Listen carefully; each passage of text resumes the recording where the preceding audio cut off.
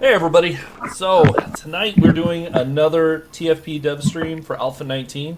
This is the third one. This will be the Environment Artists, and as you can see, Rick is here also. Which actually, I'm going to pass it on to him. He's going to give a little synopsis of the rest of the series, and then yeah, he's going to introduce the first person. So take it away, Rick. Hey everybody, how you doing?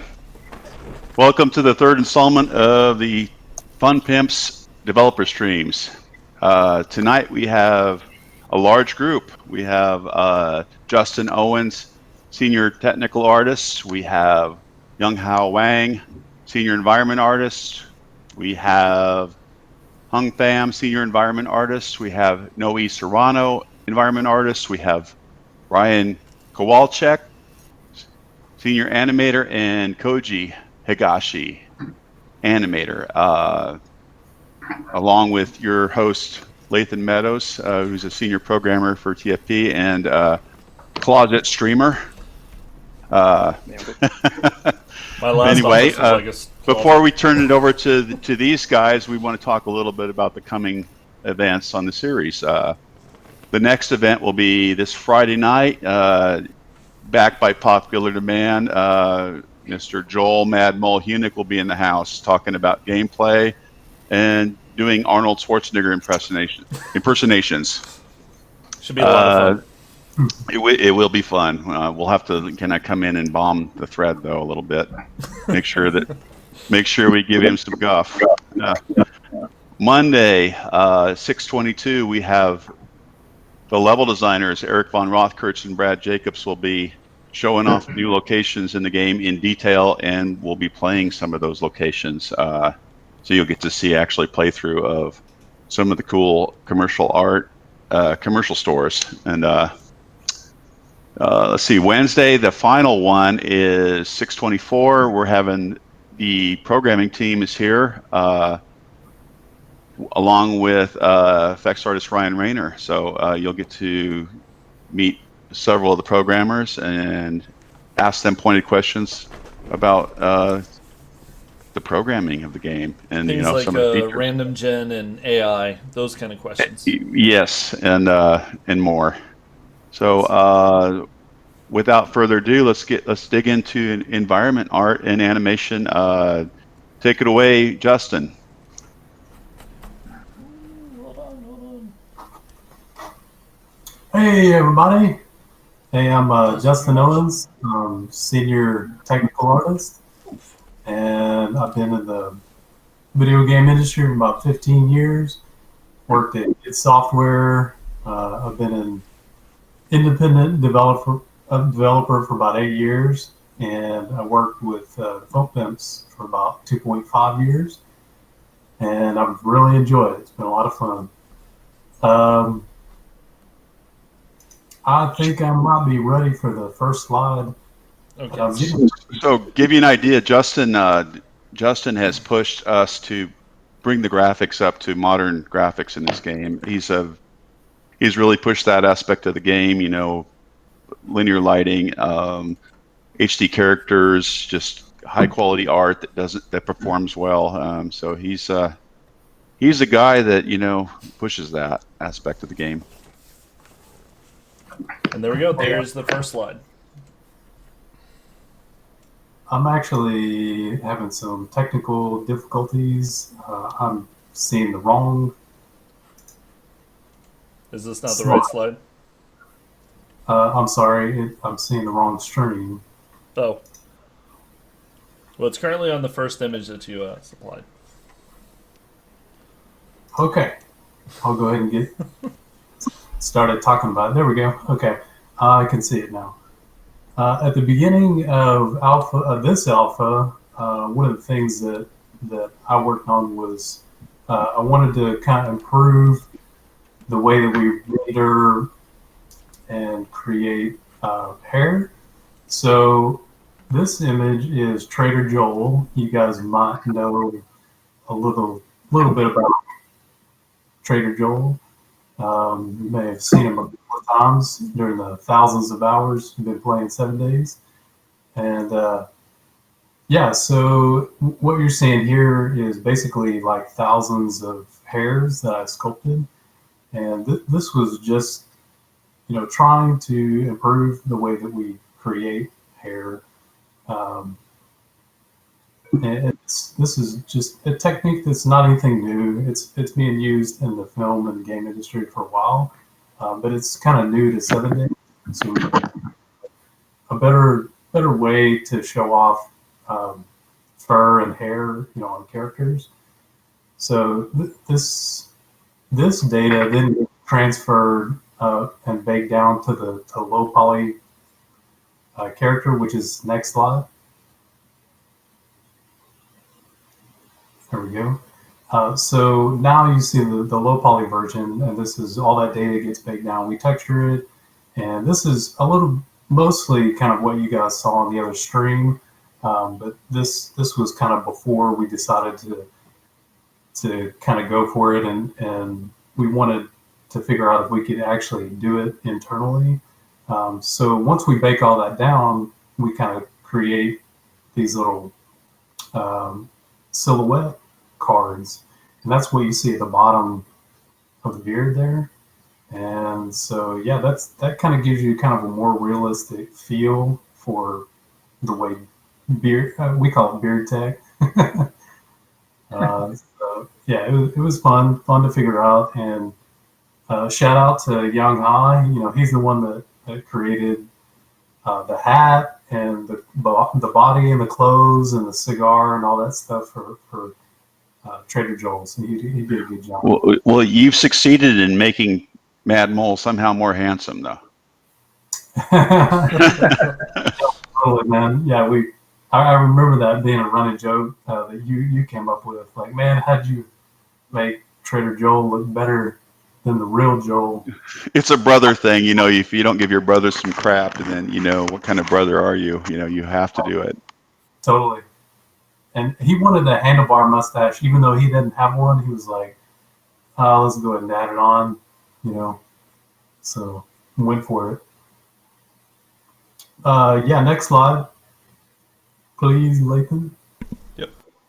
So that's just the body. I mean, that shows Yongha's skills as a modeler, and he cranked that out super fast. This was kind of a way to test out our PBR system too. Like we haven't. This was right before we kind of switched over to linear, so we were trying to get everything over to a roughness pipeline and using substance, and he did a good job kind of testing all that stuff. So you can go to the next slide, Lathan. So this is more of the hair tech that we kind of came up with, and this is Noe Wright, and we wanted to kind of figure out a way to make the hair a little more integrated into the scalp and the face, to where it doesn't look pasted on. It doesn't look like it's just kind of floating.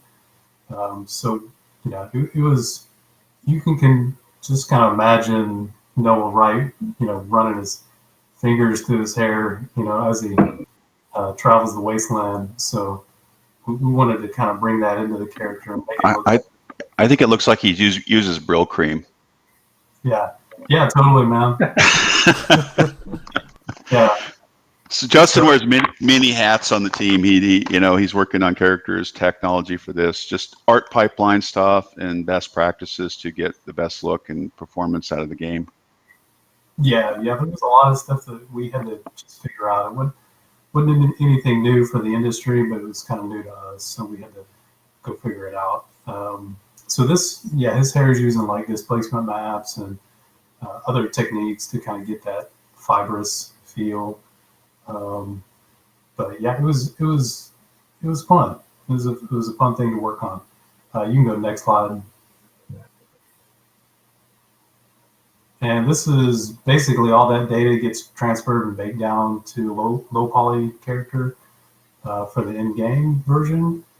And yeah, that's kind of what I was actually kind of surprised that all that hair data was able to transfer pretty well. But yeah, it worked out. This doesn't have all the hair cards and stuff. That comes a little later. So yeah, we can move on, Lathan. Looks fantastic. Thanks. And that's kind of the in-game version. all done up, PBR lighting and stuff. So in a coming alpha, not this next one, you will get to meet this gentleman after you quest with the basic traders in the game. You get the attention of Noah Wright and Duke Cassador, who are really the main two characters of the game. Yeah, he's a cool dude. There's his full body, and again, Yongha did the body, which looks really cool. It's got all the leather pouches and sweet looking materials for substance. And, yeah, he did a real good job with that. Man, I want a jacket like that. That's cool. Yeah, man. When's the We should put it on the merch store. It'll be on the merch store. Yeah. Yeah, we can move to the next slide, Lathan. So yeah, here comes the infamous Trader Jen that I made, and she was fun. We had to figure out like how to do her hair cards and how to make it look like it wasn't her hair kind of sit on. So that used a lot of the same techniques with displacement maps to actually have real hair geometry and then baking that down to the low poly meshes. So yeah, she was a lot of fun to work on. And you go to the next slide. So yeah, I wanted everybody to know that for Jen's body reference, I use my wife as body reference. So if anybody is curious, like where the references came from, that's her. I bet that was an interesting conversation. Honey, stand over there, with your arms out to your side. Yeah. What are you working on? It's like, it's you. Awesome. Yeah, so that was a lot of fun to work on, and the character guys, hats off to them because they are kind of taking some of this early R&D and they're running with it, and they're doing stuff that blows this away. So you guys saw it on the last stream. It's awesome stuff. They're just doing a great job with everything. So hats off to the character team. They're all art team as a whole is just really taken 7 days to a new high.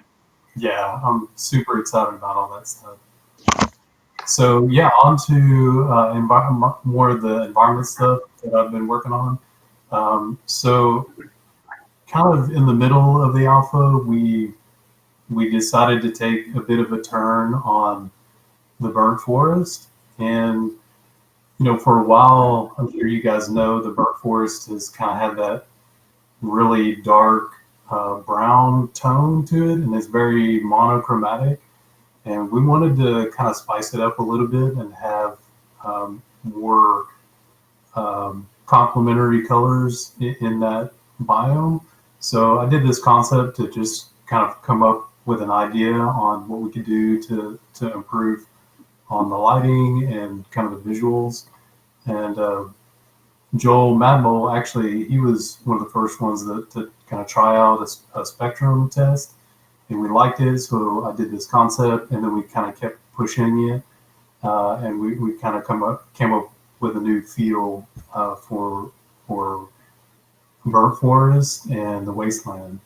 So I think that everybody is going to like it just because you can kind of see more of the values in the scene, and it's not just saturated orange, which we were having a problem with before. You can see quite a bit better as a whole. They're creepy and they're atmospheric, and they're not quite as depressing. So you may spend some more time there. I don't know if you'll build a fort there, but you won't be as depressed when you go through them. Yeah, totally. Yeah, I think everybody's gonna like it. Oh yeah, they look way better. It's amazing. It's a really great upgrade. Appreciate it. Yeah. You can next slide, Lathan. One of the things we wanted to have in the burnt forest upgrade was trees that kind of felt like they had been burnt instead of just trees that maybe didn't have any leaves on them. So I created, I sculpted a tree that looks like it's actually burnt now. So this is the bark, and it has like some of the bark's charred and fallen off. So you go to the next line. So that's this tree in game. Just nothing really special about it, but once you put a bunch of them in the scene, it really does kind of look like the forest fire in the burnt forest. So it really enhances the kind of overall feel of the burnt forest. It feels like you're walking through something that has just gotten burned up. So you can go to the next slide. Another shot just showing another tree that I made with an addition to that burnt tree. And again, just adding to the atmosphere, and then also with the lighting and spectrum changes, we feel like there's a little bit more of those complementary color values that add depth to the scene and doesn't to make it too monochromatic and kind of oversaturated. So next slide. One of the users asked if the ground textures were redone. I think some of them were they not? Or improved? Yeah, actually, all the textures have been improved in this next alpha. So we did a pass on all the textures and also upgraded them to linear, and I'll talk about that in just a little bit. Okay. So this is a shot of the updated fir tree, and on the left is, you guys may recognize it, it's the old fir tree, and it's got really big cards that, I don't know, they're just, using that technique didn't really work out, so I switched to an updated technique on the new fir tree, and that one's seen a lot, so it's kind of a hero asset. We needed to really do something pretty special with that one. So next slide. This is some of the fir branches that I worked on, and you can just, see there's so many, there's probably 1,000 little hand placed needles on those branches. And we take these and we kind of render out geometry planes, and we kind of composite those planes together to create the branches for the trees. So it's all very technical and boring, but in the end, you get a pretty cool tree that you get to go chop down and get some wood. So you can go to the next slide. So that's more of a close-up shot of the new fir tree, just the base. Again, this is one that you always come in contact with when you're in the pine forest. So I wanted to kind of do something pretty special with that. So you guys will see a lot of that one in game. You can go to the next slide. So this is the new snow tree, and this was on Rick's list for a while, right? Oh yeah. We wanted thicker trees. If you played any Red Dead Redemption, we wanted something we wanted to move closer to that direction, and Justin nailed it. Yeah, we wanted to have something that looked like there was actually real snow resting on the branches. So I created a 3D mesh, sculpted it up, and just composited that onto some other branches and layered in a bunch of different snow onto that. And go to the next slide, Lathan. Yeah, so here you can see it in game, and it just feels more integrated into the scene. It feels like they've been out there for a while, and and they've been snowed on, and it just kind of adds to that immersiveness. The biome actually feels cold when you go there. You kind of like, I don't know what it is about the changes, but it feels cold now to me. Yeah. You can go to the next slide. And just another shot showing you the trees in the evening time. So it's pretty interesting. And that combined with the new lighting that we have, it looks pretty cool. Sorry, jumped ahead. No worries. You can go to the next slide. So that's just a lineup of some of the new trees that we have for the game. There's pine forest, burnt forest, and snow. So go to the next slide. All right, so this is kind of a before and after shot of the linear color space and linear lighting conversion that we did. And I worked with Sean Liptick for a couple months on this. And this was a huge undertaking. We had, since the beginning of 7 days, it's been developed under Gamma color space. And so there were a lot of assets that were created under the Gamma color space. And what that is just a way that the texture is encoded and how the shaders interpret that texture data and lighting data. And so we've been wanting to convert over to linear color space for a while. There was other things that took precedence over that. So we finally got to it, and we took a couple months and we flipped the switch. And whenever we flipped the switch, everything was busted. It was totally wrecked. So I think at first there was a little bit of panic, for for a lot of the testers and people like, I can't even see what's going on. But after probably about a week, we had a pretty good beat on getting everything converted over and looking a lot better.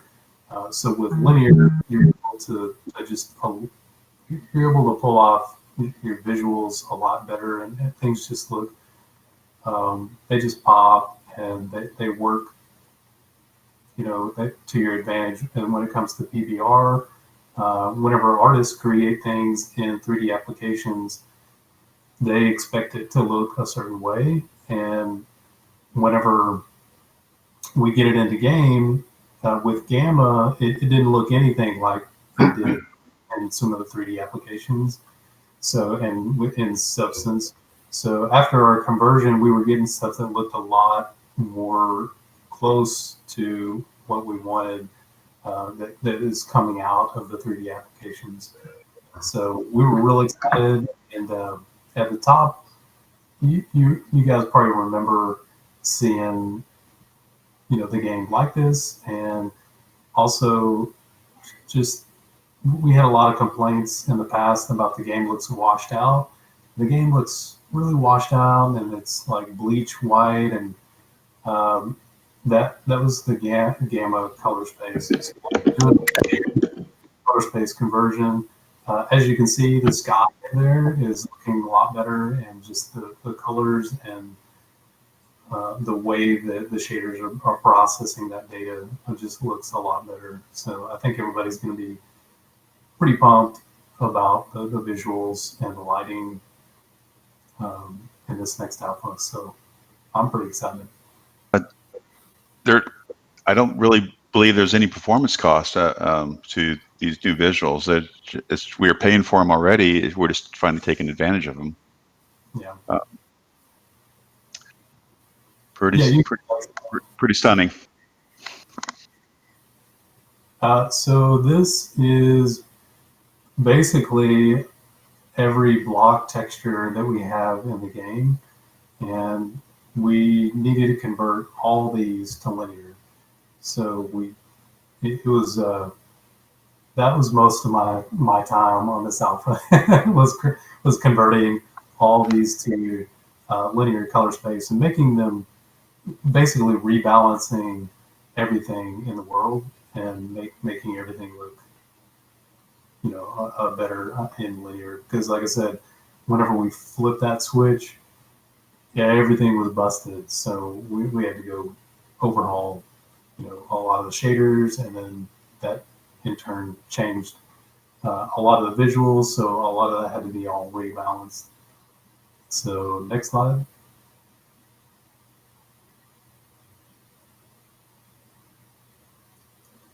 Here's another example of the differences between the sky, between last alpha and this alpha. So again, this is just real flat looking clouds, real washed out scenes. And down at the bottom, that's the linear color space conversion. And Sean, hats off to him, he exposed a lot of really great parameters in the shader, and I was able to go in there and adjust things and rebalance things, and in addition to updating all the texture, the cloud textures to kind of fit that linear color space conversion. And yeah, I think you guys will like that. You can go to the next slide, please. Loading screens. I had a lot of fun working on the loading screens, and this is one of the ones that you're going to be seeing whenever you are loading up a map. And basically just wanted something for the player's eyes to get lost in whenever they're kind of waiting for a map to load. And it showcases some of the HD zombies that are going in. This is Brett Briley's Marlene, I believe it is. That's right. Yeah. The lower black section, when you load the game, has tooltips over it, and you can cycle through the tooltips to learn how to play the game while you're waiting for loading to occur, while looking at the beautiful art. So, yeah, these look amazing. Oh, thanks. Appreciate it. Yeah, this also in the background. This is one of the factories. What is it? Shamway Tower. That's the Shamway factory. Yeah. Shamway factory that Eric von Rothkirch. That was a multiple effort. At one time, Alex, myself, Eric, and Brad all did bits of that one. That was a multiplayer effort. Eric kind of did the heavy lifting and finishing, but all of us put some time into that particular location with the multiplayer editor we have. So yeah, it's a fun location, and I thought it was a nice shot, a nice showcase for the screen. for sure. Hope you guys enjoy it. You can go to the next slide, Lathan. So desert shot for the loading screen, and the new loading screens will just randomly, I think it did this before, but it just randomly picks between 4 new loading screen shots. And I'm going to be adding more in this next alpha, but we just started with 4 for each biome right now. And so that's the desert shot, and that was a lot of fun to work on. Next, yeah, this is Snow Journey's End. You guys may have explored that cabin before, but yeah, this was an interesting shot to kind of set up. So basically, I have to fly around the wasteland and just do like scouting locations that have interesting compositions, and this really caught my eye. It was a pretty neat area, and just the way that the mountains in the background gives the shot a lot of depth. So it was that was fun to work on as well. And I think there's one more. Yeah, so this is Pine Forest shot, and this showcases Brad Jacobs' cabin in the woods, and which is a lot of fun to explore and very creepy. It's kind of a recreation or a nod to the Evil Dead cabin. Totally. If you guys have watched that any of those movies or series. Brad was inspired by that and wanted to make something like that as a little bit of a nod to Evil Dead. You guys put a shotgun in that one to loot? Put it over the shoulder. Oh yeah, yeah, that's right. Yeah, this that shot showcases some of the new trees that are going in, and Joey Struve's new bow, HD zombie there in front. So yeah, just wanted something for interesting for people to look at, and while they read tooltips and load the map, and that's pretty much it for me. And I just wanted to say thanks for having me, and I hope you guys enjoy this next alpha. Thanks for joining us, Justin, and showing your work off. It's stunning. Made a huge difference. Users, folks are going to really be shocked how much the graphics have been updated in 19. Cool. I hope so. Yeah, it was fun to work on. Cool. All right.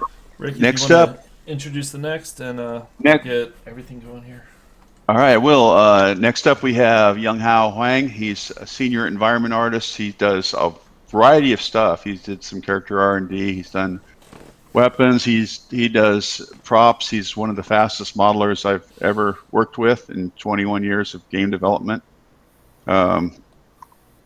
He is a machine.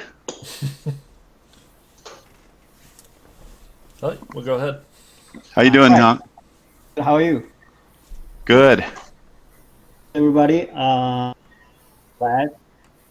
Oof, you're cutting out a little bit. Oh, your mic is cutting out. Uh-oh. Yeah, you're still cutting out. Uh-oh.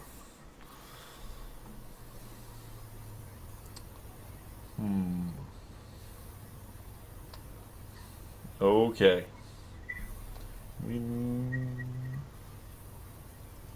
So we may have to skip and come back around because your mic isn't. Okay, everybody, let's just give it a few seconds. Maybe he'll figure it out. Everybody patient.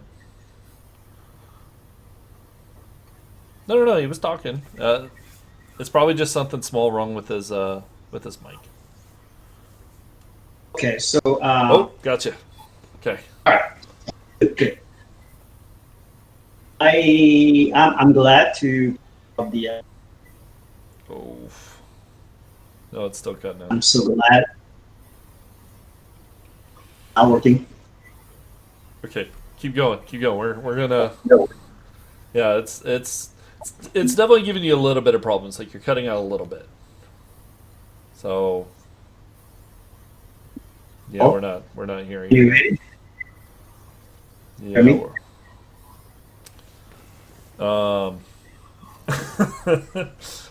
Now, is everybody else hearing him, or am I going crazy? Lathan, you're not going crazy. Okay. He's cutting out. We may have to move. Oh, let's cycle back to him while he troubleshoots that, and let's get Hung going here. I guess we're gonna bump you up, Hung. All right. Next one. Let me introduce Mr. Hung Pham. He's a senior environment artist. Came to the team the first year. Hung and I both worked at Gearbox together.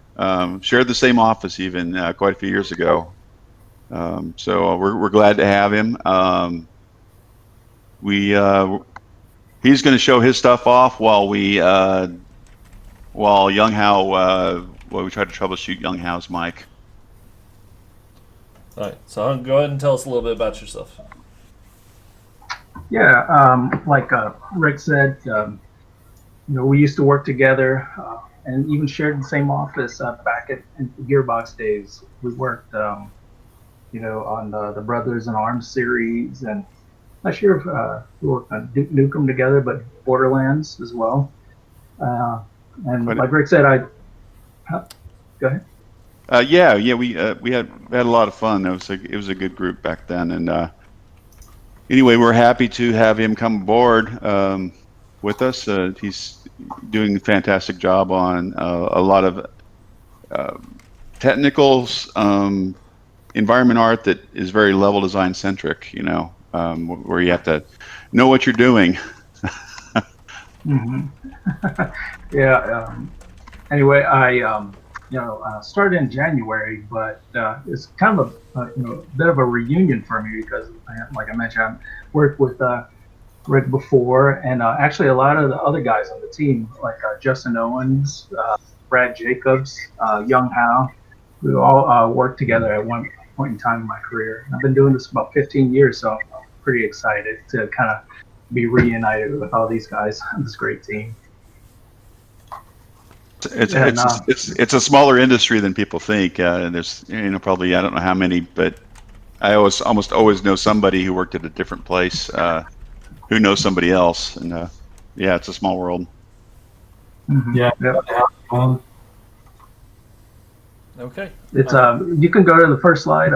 Okay, so give me just a moment, and I will. Sure. Yeah.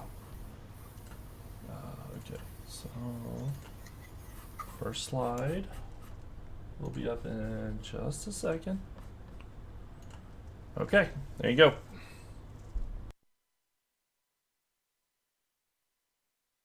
Do you see it?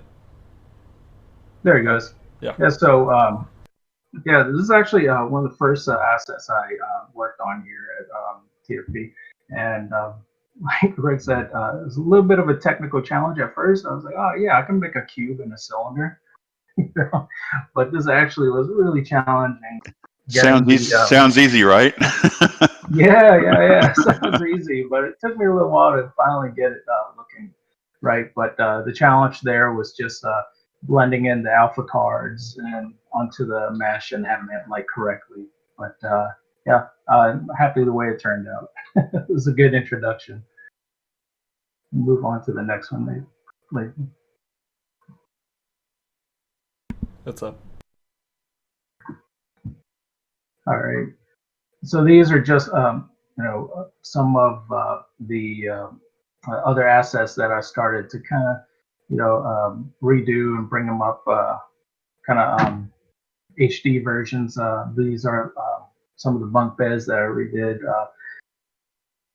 Just bringing up a lot of the quality and the details into the asset.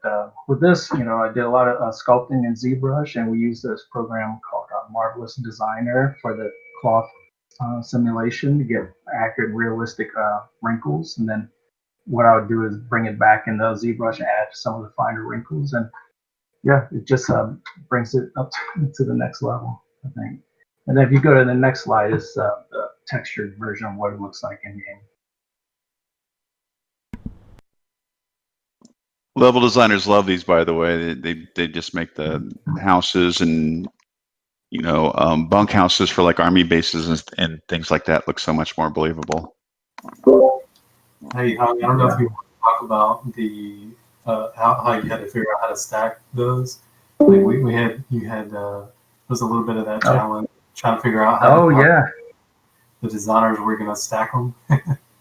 Yeah, definitely. So one of the things I really had to get used to, and I didn't think about, is like with the way this game works, it all is like blocks and they all fit together. And so, you make these assets and they all fit like a 1 meter grid. And so, it's a bit of a challenge. Normally you would just build the asset and just place it however you want, but the way the game works and allows the players to kind of stack and create their own environments, it's a bit of getting used to. But yeah, the designers, I've learned a lot since I've been on the project. Yeah, you no matter how small the mesh, it occupies a full meter space, and yes. Yeah, and you cannot snap to other meshes. We have talked about some kind of detail mesh tech that could go in at some point to break those rules. But that's probably not this game. Yeah. But it's hard to tell that you're following that rule, though. Everything looks pretty good, and it gives the player all the versatility. we've the details and scale of the build of the locations has improved quite a bit to where it, other than the meter thick walls in some cases, it looks pretty close to most other games now, and which is pretty impressive considering it's fully buildable and fully destroyable. Where we've taken it looks fantastic. Yeah, thanks. All right, we'll move on to the next one. Hung, you may want to refresh the stream. You're having a big. Oh, okay. Yeah, but All it's right, up now. sure, Just let go me ahead and do keep that. talking. Okay. All right. Let's see here. Is it the reference image with all of the commercial stuff? Let's see, give me 1 second here. There's a lot of stuff to this because you guys set out There to it try goes, to try to make the commercial stores feel like believable stores.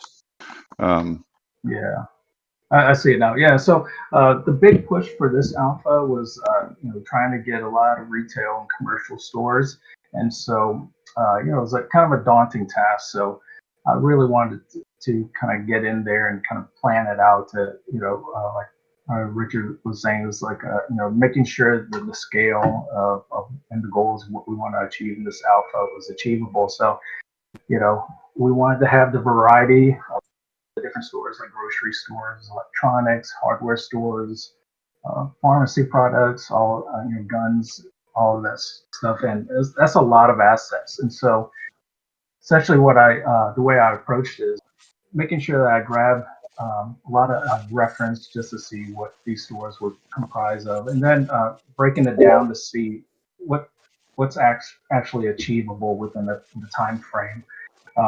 Things that I kind of grabbed and gravitated to was like a little bit more simplistic objects, like products and boxes, that sort of stuff, where I'm not modeling a ton of detail, and it can populate the shelves quickly. I think wasn't a big problem to overcome from a design stance was the idea that we wanted shelves to look like they had commercial goods on them, yet we didn't want so many shelves lootable that the player would just fill his pockets and never visit one store and basically not need to ever go anywhere again. Yep, that's true. Yeah, that was a big challenge, and it took a little while to wrap my head around it, and it was a lot of back and forth, and the design guys, Eric and Brad, they did a really nice job of just with the feedback and going back and forth, and then finally getting it. And also a big thing too is it's a post-apocalyptic setting, so even if you have boxes and products on the shelves, they're kind of look like they've been ransacked, and the boxes are kind of mushed and open. They kind of look empty, that sort of stuff. So that was kind of like the balance that I had to work with. All right, we can go on to the next one. We'll probably see a few examples of some of these assets here. Like for instance, these are some of the grocery store goods, and you can see that they're like really dirty and grimy. A lot of the boxes are kind of open, things like that. And you kind of just keep going through several of them later.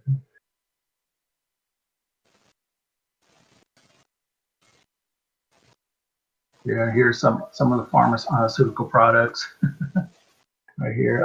One of the fun things, but kind of challenging part of creating these commercial goods was just coming up with unique product names. It seemed like it was kind of easy, but after a while, you're like, all right, what's the 12th product that I can come up with? So. Yeah, I bet that was fun, and they look realistic and have believable names. So you did a really good job of that. Thanks. You go into the next one. Yeah, these are some of the rotten produce in the grocery store. These were really fun to work on. Fun to gather ref for as well. Move to the next one. Yep, these are some of the hardware goods for the hardware stores. This was kind of challenging, where I would make a toolbox, but most of the tools were missing. There might be a socket or things like that, and then you guys little bits. Yeah. Look at that front center on the bottom there. Corona wipes. Yeah. Yeah, you gotta love. You gotta love. You gotta love that. Timely. All right, we move on to the next one. Yeah, and then the other really fun thing to do was just bringing in some of the branding from 7 Days to Die on these products, like Mopower Electronics, actually making PCs and keyboards with that. Oh, really cool. there's a reveal. So one of the new store types, you'll get to see up closer. That's all right. This is part of your show. You see the little emblem there. You get to see it small. You'll get to see it much bigger. I'm assuming on Monday night with Eric and Brad.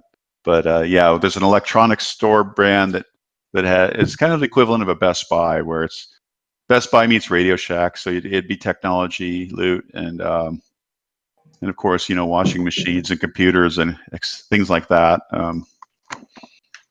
We won't tell you much more about that part, though, but that's okay. All right. You can cycle through a few more of those. These are just some more of those assets there. Love the brand, love the boxes and brands. Yeah. And then here's some of the assets for the clothing stores. This was really fun. Just creating all the different clothes and keeping them generic enough so that you don't see them repeat that often, and then not making really bright, flashy colors again, just Yeah, so that they look great. Modular. Yeah. They look really good, and you've got shelving in as well too. Maybe it's in one of your slides. Yeah. So here's some more of the kind of folded clothes, and then these are some of the shelves that you're talking about. There you go. Yes, those look really good in the new locations. Mm-hmm. Yeah, and if you go a little bit further, there's some kind of screenshots of them inside test locations, POIs. There you go. All right. And these are some of the food shelves. Those are great. There's quite a bit of stuff. There's new beverage coolers. There's a lot of things that make a commercial store look commercial. Some of the designs for the glass fronts on them, the balusters that you'd park up against. There's just so much stuff that's gone onto the commercial stuff. Oh, display cases. Go ahead. Yep. These are all display cases, and all of the glass in the game was really challenging. Trying to get it to look a little bit nicer. The glass in Unity looks all right, but it's a little bit either too transparent or it doesn't catch a lot of light. So what I wanted to do with the cracks and the broken glass is actually have faces in there so that they catch the different angles of light, so that the cracks you can see them. They're a little bit more pronounced. And so I think it ended up looking a lot nicer. Can you go ahead to the next one, Lathan? There's the beverage cooler. Yeah. Yeah. Some of your sport drinks. And those are like food freezers. Mm-hmm. So there's a variety of locations. I guess we haven't revealed the name, but there's clothing stores, a couple new clothing stores. There's 2 hardware stores, 2 new 2 new electronic stores, which we talked about a little earlier. What else? Oh, pharmacies. Pharmacies, and there's one more. Let me. Hardware stores. Hardware stores. That's it. Hardware stores, and some of them are like tier 4. There's a few tier 4s going in, a few tier 3s, some tier 1s, and some tier 2s. So it's a variety, and some new challenging tier 4 locations going in this build, which I think a lot of people have been requesting more higher tiered stores to play. Yeah, it's pretty exciting and impressive what the level designers have done with the tier 4, tier 3s. You know, it's actually really satisfying seeing all this art that you create go into these levels. No tier 5s, but I'm sure that we're going to be doing some to tier 5s in Alpha 20. So yeah. Good. Yeah, that's some of the hardware store shows.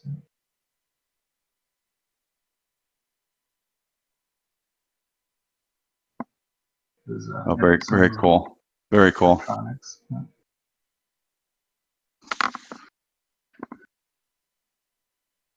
Gonna be cool. This is awesome stuff. Yeah, thanks for that. Yeah, it looks great. And these are some of the clothing racks and shelves right here. It's pretty excited about that.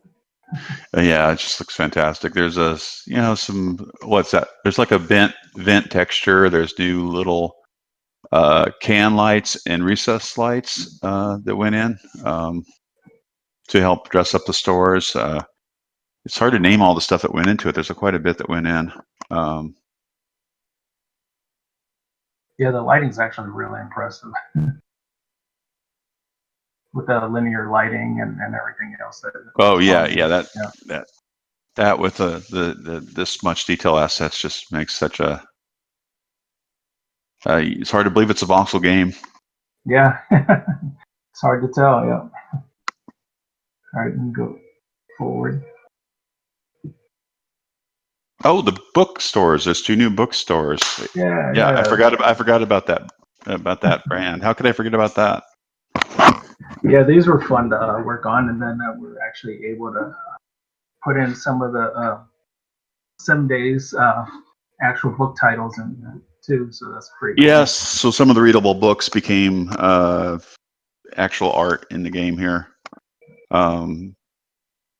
In part of the piles, there's some new bookshelves that are only in the bookstores, but there's also some book piles that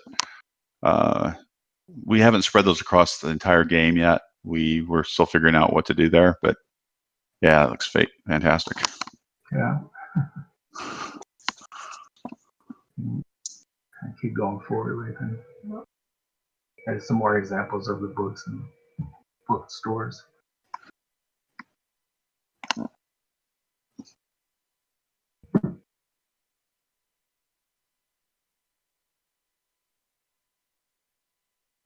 And then this shot right here, this is kind of just basically all of the new commercial assets.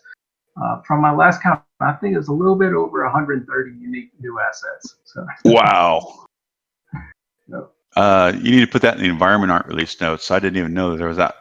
I mean, I've seen a lot of stuff, but I haven't seen that's impressive. Yeah. Yep. A lot of it's real modular, so I was able to kind of populate a lot of new assets from it, so it worked out really well. This slide right here, the next step I kind of want to just kind of go over, for those that don't really know or haven't made any 3D assets. This is just kind of like a little fun pipeline thing I'll show that, a day in the life of a 3D artist, how we approach making an asset, And so I kind of picked the rotten produce just as an example to kind of go through the steps of how I create these assets. But first thing I do is I usually just go out and scour the internet for a really good reference and see, what would, work in this post-apocalyptic environment. And so once I gather all that ref, I use a program called ZBrush to kind of just, works really well for organic stuff like produce and things like that. So what I'll do is I'll sculpt out a high poly of all the assets. And then you go to the next slide. Once I create the high poly, then I go in and I create like a low poly, which is, a lot less polygons that can render in game. And what we do is we take that high poly and then we bake down all that detail into this low poly. If you go to the next slide. Yep. So this is the same geometry, but you bake down the high poly details in there, and so now it looks almost just like the high poly. And then if you go forward to the next slide, what you're seeing here is like a program that we all use now to texture our assets, and it's called Substance Painter. It's a really cool program. It's basically, if anyone's used Photoshop, it's pretty much a 3D version of Photoshop. And actually, Adobe owns it now. But very similar. So you work in layers and you kind of paint it and build it up, and you can do it all in 3D. So it's really nice. If you go to the next slide. So the first one, I just laid down some colors and everything. And then, you keep adding layers and details. And then, so this one right here, I started adding in some color variation on the fruit, some rotted areas, things like that, peeling back, layers of the skin, that sort of stuff. Maybe go to the next slide. This fruit's been sitting around for a while, so just added a layer of dust and grime on it. Maybe go the next slide. That's the last slide. Oh, that's it. Oh, okay, yeah. So that's pretty much it. That's the final product right there. That looks pretty edible if you're in the apocalypse. So. Yeah. Ooh, making me hungry right now. Awesome stuff. So cool. Yeah, I think that's it for what I have to do. Okay. That's. Guess someone likes it. Okay, now before we're going to go. Well, go ahead. We're going to go back to Yongha Hwang. We're going to try to go back to Yongha Hwang. If his mic still does not work, Justin will be filling in for him. So let's see. Okay, give me just a moment. No pressure. Uh-oh. Yeah, I don't hear you. I'm hearing the tap, but no sound. Yeah. Oh. Can you? Yeah. Nice. Okay. Okay. Well, I'm going to have to. His voice is going to be replaced by a guitar. So you're saying we're just going to go through the pictures with? It'd be like Charlie Brown's teacher, basically. No. I mean, I can do that if you want. I can just like. That's pretty good. That's a pretty good imitation. I don't think it's doing any service though. Us doing it that way. Well, not working. Not working. Oh, I heard that. Oh, I heard of one. It's like a shorten the chord, maybe. No. No. Wait. Yeah. Is it? Wait. Say something again. Yeah. Mic test. Wait, it's working. We hear you. It works. Wait, it works for a second. Sounds like his noise gate is way Say up. Say a long sentence. I'm a cool guy. How about that? All right. Turn off noise canceling is what they're telling you. Oh, turn off noise canceling. And hold your left leg up and your right arm out. I feel like that's not really real advice. Well, the noise canceling thing sounded technical, but I don't know about the other. Yeah, the other one wasn't really that technical. Right arm out. I don't feel Yeah, like. I moved to noise canceling. That'll help. Okay. Oh, I think maybe that was it. Yeah, no, I think that's it. Okay. All right, somebody buy that guy a beer. Well, no. Okay, Or buy that viewer. It could have been a lady. Okay. Get cut up again, then Justin Owens will take over. Okay. If it cuts out, then Justin will start talking. Yeah, that sounds good. All right. So, can you move on to? Oh yeah. Myself. Oh, actually, let me introduce myself. Yeah, do that real fast. Like Richard saying, I started with the game industry, 2000 summer. I was an architect before a game artist, so I'm a little bit late to join that awesome industry. But from North Carolina, I started with Ubisoft, Red Storm, and then moved to California and working for some EA games, some other games. And then I moved to Dallas, Texas, and meet you, Richard, Justin, Hung, and some other awesome guys. And I moved back to California. Then We shared an office at Gearbox briefly too. that's right. Yeah. So It's a small world. Rick's just sharing It office is, it with is. everybody. Yeah. yeah, I get around.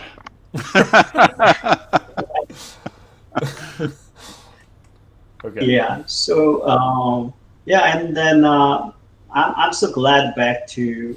Actually, I was a big corporate company, multiple big corporate company, but I always looking for some indie vibe, like a startup company. Then finally my dream came true. So to join that fun team, guys, thanks to Justin and thanks to Richard. So Yeah, well, we're glad to have you. Definitely. As I was saying earlier, Yongha Hwang is a very talented artist. He's one of the fastest 3D artists I've seen. I don't know if he sleeps even, but the guy's just Probably not. constantly getting work done. Yeah, you don't know. You have no idea. Okay, so here Okay. I'll get your slides going. Give me just a sec to kind of set this up. We'll get the first one going. Sorry, everybody, I kind of have to do some trickery to get this all to work. And then once I get that, then I just click that one. And now they can see it. Whoa! Yeah, no, that was good. All right. So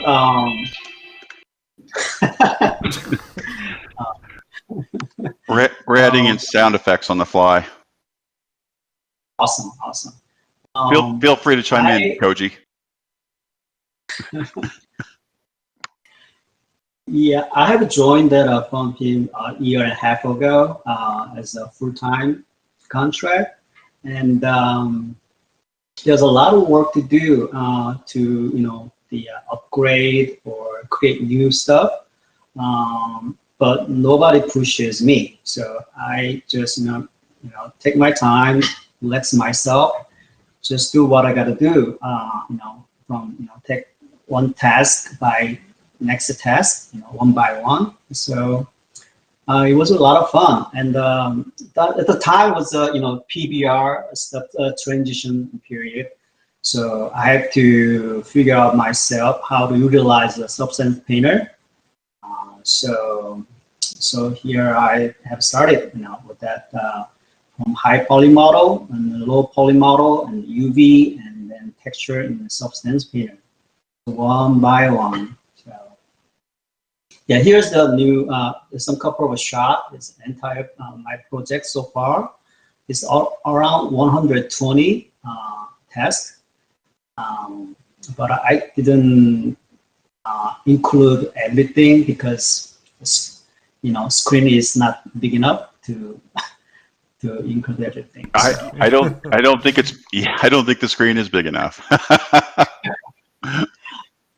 Yeah, so yeah, you can move on next screen. Okay, here's one of a big challenge with a big size of a task, which is army truck. Obviously, for better texture density, the one UV draw call is not enough, so I have to break it down to draw calls to finish that army truck the size. The wagon is just one draw call, because I repeat that other wood, clutter piece, over and over. So it didn't. Yongha Hwang has done a lot of the weapons, upgrading old weapons and making new weapons, and there's quite a few coming to this build. And there was another store type I forgot completely about that Hung and I didn't talk about there. You're seeing in the back there, those are displays for weapons in the gun stores. So the gun stores have gotten a big facelift, and one of them is a Tier 4 that is quite fun. Anyway, Yes. yeah, keep going. Sorry. Okay, sorry. So it is a challenge, and then also I have to prioritize myself, which gotta be done first. I look at the screen, the screen, the ratio about the player hands or weapon is the kind of big portion of the screen. So I like to tackle that the weapons first. So that's how I just focus on more weapons, along with the environmental set. So my first task, I think, was either locker or some furniture. So locker is back there. So it's getting outdated. So Those mannequins you'll see in the new clothing store, you can see the kind of mannequin pieces. They kind of creep you out. You swear they're looking at you. Yeah. That's it. The game.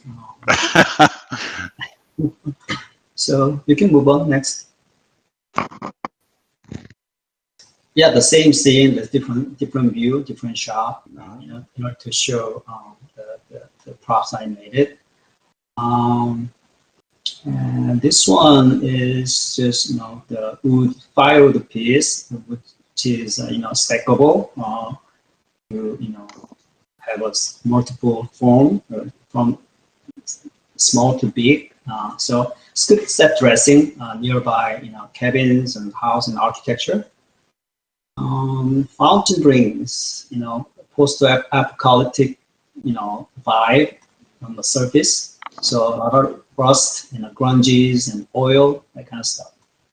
So in overall, that my task is just make a post-apocalyptic. It's nothing new, nothing shiny, either it's grungy and very rusty. You can see in his in the sky there is a little bit of a preview of the drone. We're working on that thing, or we're not going to promise it's going to make experimental or stable, but we're going to keep working on it. And if things go well, it'll make stable or a patch. Just to curb expectations there. It's one of the more challenging aspects of AI design for the build. But Yongha Hwang did a good job modeling that thing. It has attachments and even has well, you'll see more later. Animators are going to show it a little bit of that too. Yes, fingers crossed to see that drone. It's fun. This is another close-up shot for weapons upgrade. The before PBR material applied, as all the archive is just standard material. So I try to revamp from using existing the same footprint, but different. Yeah, 19 not only has brand new HD player hands, female and male, but gosh, all the old weapons have been upgraded to look amazing, higher detailed, and support PBR rendering properly. Yeah, still there's a room to be desired, because I have to keep polishing for next ARPA. So I'll keep working on that weapons. Well, you're doing a great job. Thanks, Richard. Let's see. You can, this from this slideshow, I try to show, just break it down, my workflow, how I create that the environmental set and the weapons. So as you see that, this is a game poly, and it takes time for UV, but I have to make sure texture density is very evenly distributed. So I mentioned earlier, the truck require more than one draw call. So the pink and the gray checker pattern, which means 2 draw call. So two K textures apply. Next one. This is a high poly sub-D model. Basically, I start with a high poly first at a sub-D model. Then I kill that the turbo smooth in the 3D Max, and then start to reduce and optimize the lines, and to keep the silhouette as much as possible. So and and start the UV, and this is how it works. So finish the UV of a low poly and the high poly, bring all together to Substance Painter, and then I start to baking it in Substance Painter. Substance Painter is really powerful to to produce the ambient occlusion, normal map, other extra. So very powerful and very handy to produce that art. Can move on. Next. Yeah, this is a breakdown, like to draw call. So on UV layout and the other UV layout to cover big size of a truck. So it's a challenge. Okay. It looks very optimized. Thanks. Okay, this is from the weapons and tools that I started to make. This is really fun to do the weapon task, because I wasn't really involved to make weapons in the past. I was a prop or environment artist, but weapon is quite challenged. But I just try to enjoy myself because this is a little bit tricky than other tasks, because the first person shooting game weapon, you gotta see really close up the back of the pistol and the rifle. So I have to manipulate that the UV texture density, the portion of the size, the gun. So it's not really average distributed at UV texture density. Not like other environmental set. So next. Same thing with the high poly model. As you see, that are pretty much softy model from the beginning, and minus a plus with that the hand grip was kind of a little bit the torn cloth, either leather. So I cannot produce that that type of the task by softy model. So I have to bring it either ZBrush and then make a finer touch for that the type of material. So this is combination softy model and the cloud organic model is combine it before exporting to Substance Painter. Next. Yeah, same thing. Bring it high poly and low poly. This is most common job for the environment artist, making low poly and high poly, bringing it in a Substance Painter, just bake it and have a texture, PBR texture on it. So it's fun. Next. Okay, here's the most challenging task for me because I have to create some model for weapons, and then for the commercial shop, I have to combine everything without adding any draw call. So each gun and weapon has own texture. So if I bring all together, merge them together, there's a multiple draw call, which is really expensive. So I have to redo it, everything at just re-UV and try to put in the 1 or 2 UV texture. So to for performance reason. So it takes time. There's a lot of challenge. But I finished. Next. Same thing. The high poly model render. Yeah, it has couple of the multiple the million polygons to bake it. I was kind of a little afraid if that doesn't crash the machine or not, but luckily it's my PC. It's not a really great PC, but still it finished that up baking this multi-million tries model. Next. Start to bake in Substance Painter. Same thing. There's required more than 1 draw call. So I use a 2 UV draw call for this weapon and the walls. So make sure this is a multiple process. Even though I finished the baking, when I see it in the game, I feel like, oh, some areas, you know, by mistake was a pixelated. So I have to go back to, you know, UV and fix it, you know, change the size and rebake it again. That's over and over. So kind of multiple, you know, try and error, you know, the process. Next. Another UV for the cone rack.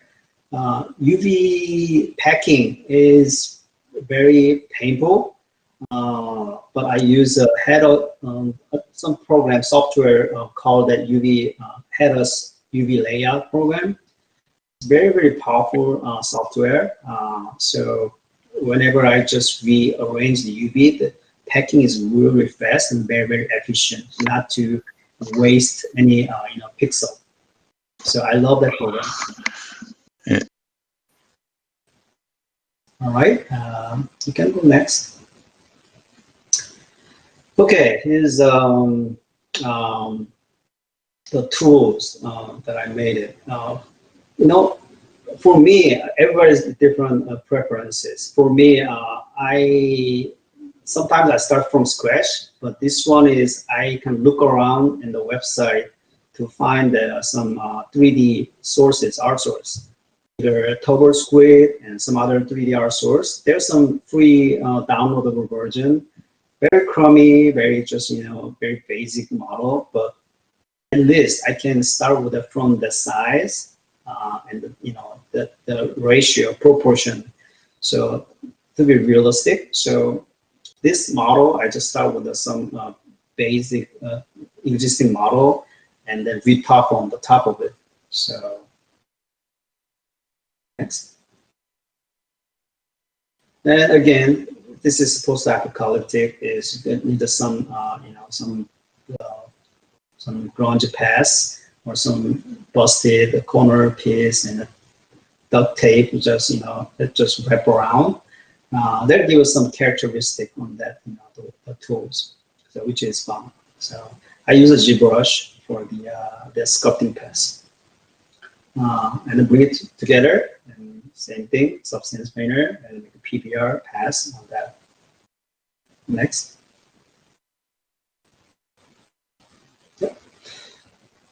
Okay, this is Junk Slash. This I really like to. I really like it to make it because I never seen this type of you know, weapon before. Very creative. We got awesome artist, the Shen. He created new. I should have included his concept art before showing that's my model. So my model based on his this nice concept art. And then think about it, you know, the function as well, not only aesthetics, but also the function of this this tool. So it's quite challenging, but it's cool to make it. Next. Oh yeah, same thing. That start with the something model because I get used to it no matter what. Then after this, I could have just start with the baking it, but sometimes I like to etch kind of little, you know, chipped off, you know, the scratches in 3D model. So I brought that something model onto ZBrush and then retouch the surface. Very like skin detail. You don't bother to making the sculpting because you can perform in the Substance Painter. So any big deep cut, you know, there's some it's notches in the edges, that kind of stuff. I just do in the sculpting in ZBrush. This model here is it doesn't show the full tripod. It shows only one of the legs, but it basically you deploy it and it does kind of a melee. That arm you see in the front, it thrusts out really fast and basically it punches zombies really hard. Yeah, that was kind of real. Go ahead. Yeah. The reason I make one leg out of a 3 tripod, that is only to save that UV space. because it's sometimes good to have a unique 3 legs, which is different pattern. Right. So 120, 3 legs, you cannot really see, to compare why this is so identical or not. So Right. In game, it shows 3 legs, and it retracts and it has a recoil and kind of comes out with a hydraulic punch. That's a little bit like those boxing glove Bugs Bunny arms that come out on a hinge. But you guys can get to see this demo of this Friday night with Mad Mall. yeah, so well, like other weapons, I cannot wait to see that this Jungle Slash, punch that, the zombies. All right, so next, another weapon, which is double barrel shotgun. This is the most favorite weapons for me because I don't know, there's so much techie weapons and sci-fi weapon out there, but double barrel shotgun is still really powerful, lethal, and then very, it's very, very, beautiful to hold it. So I mean, this is my personal preferences. I love the double barrel shotgun among the weapons that I made it. Next. Same thing, the high poly models of the model, and then bring that some wood piece, metal piece.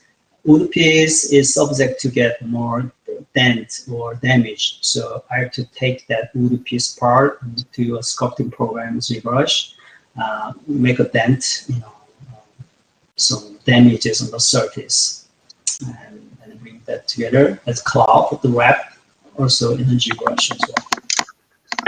Okay, next. Okay, here's the tool weapon. There was 2 kind of material. It was basically metal part and wood part. So the power of that substance painter, I can use that some existing wood material you can share, the other piece, the same material, the copy and paste. So that crank up my production time. So because I don't have to start over to make a wood grain stuff. Sometimes kind of a little tweaking to color, but most of them I use the same wood texture on that weapons with the wooden grips and the metals. Okay, we can go next. I can just go. All right, this is another fun weapons that created in FunPimp. This is steel axis. So like a Metamax by, everything just jammed together. The weapons, it's not just handmade weapons, right? So from garage or some car repair shop, put them together, weld it together. So this is how, steel axis works. Next. Yeah. Like I said, is make a high poly model and then bring sculpting. So the higher tiered axes have gotten, obviously you can see we went a little more Mad Max with them. They're pretty darn cool looking though. For sure. So it's fun because sometimes it's very cliche is the medical weapons, weapon is a weapon, but we can give some characters on that, some welding beads, and some bicycle, gears, put them together, and bolt and nut. It's kind of fun to make it up. It's also good to see it in the game. Very creative, like drill bit on the top. I don't know whose idea, but I really like that. Next. Okay, this is my last weapons in the presentation. When I see that some weapons in the 7 Days to Die, there's something I would really like to just kind of improve a little bit more. So I did start with that, thing, the stone axis, make a new rocks and a new stone and a new grid without changing the proportion of the original. So next. Again, same thing, the stone sculpting and ZBrush and wood branch piece. And the rope, I think I did it in 3D Max. Yeah, it's time consuming, but it's definitely worth it to invest the time to get that nice output. Next. Yeah, I'm glad everybody liked this output of this Stone X. So yeah, I'm so glad to this type of weapon to see it in the 7 Days to Die game. Okay, so this is all I have. The other rest is just the latest screenshot of the gun rag. It's, like I said, this is the most time consuming for me, and it takes time, but it came out really well. So I'm glad to show. You'll be able to see those in the new gun stores, and you may be able to get to see them playthrough potentially on Monday night with level designers. Yeah, it's awesome. So very good. As you can see, he's done a lot of work in Alpha 19. Crazy amount of work. Thanks for sharing, Yongha. Oh, thanks for having me. We're gonna move on to Mr. Noe Serrano, Environment Artist. We'll let Lathan get him up on the screen, and Noe can introduce himself. Okay. There we go. You are there. Hi, everybody. Hi, Noe. Hey. Thanks for joining us. Thank you for having me. Hi, my name is Noe Serrano. I'm a 3D environmental artist. I've been working in the game industry for the past 10 years now. I have shipped over 9 video games. Some of those games, I don't know if I could plug them in or not, but Rage, Firefall, Homeworld Remaster, 5 different Call of Duty titles. And the last one I worked on was Doom Eternal. So I had a lot of fun. I've been with the Fun Pins for the past 3 months now. I love working on 3D hard surfaces, modeling. I tend to be more of a 3D generalist, which means I do a little bit of everything: props, creating materials, world building, and sometimes the work that nobody wants to do, but it has to get done. I'm really lucky to have worked with some of the guys that are working here. Most of them are all from id Software. So it's a small world. So folks that came on earlier than Noe worked with him at various places. Dallas is a very interconnected game development. There's about 5-7 studios here, and people bounce around from studio to studio, and we're lucky to have all these guys. Yeah, definitely. Okay, so here, let me get your art up on the screen. Give me just a moment. Yeah, see some of that badass environment art. Yeah. No, this stuff looks really good. Really, really good. Okay. So, there you go. This is my first prop. Like I said, I've been only here with the Fun Pins for the past 3 months, and it's just I got a simple proxy. I went through the process of building a high poly. If you hit the next slide, please.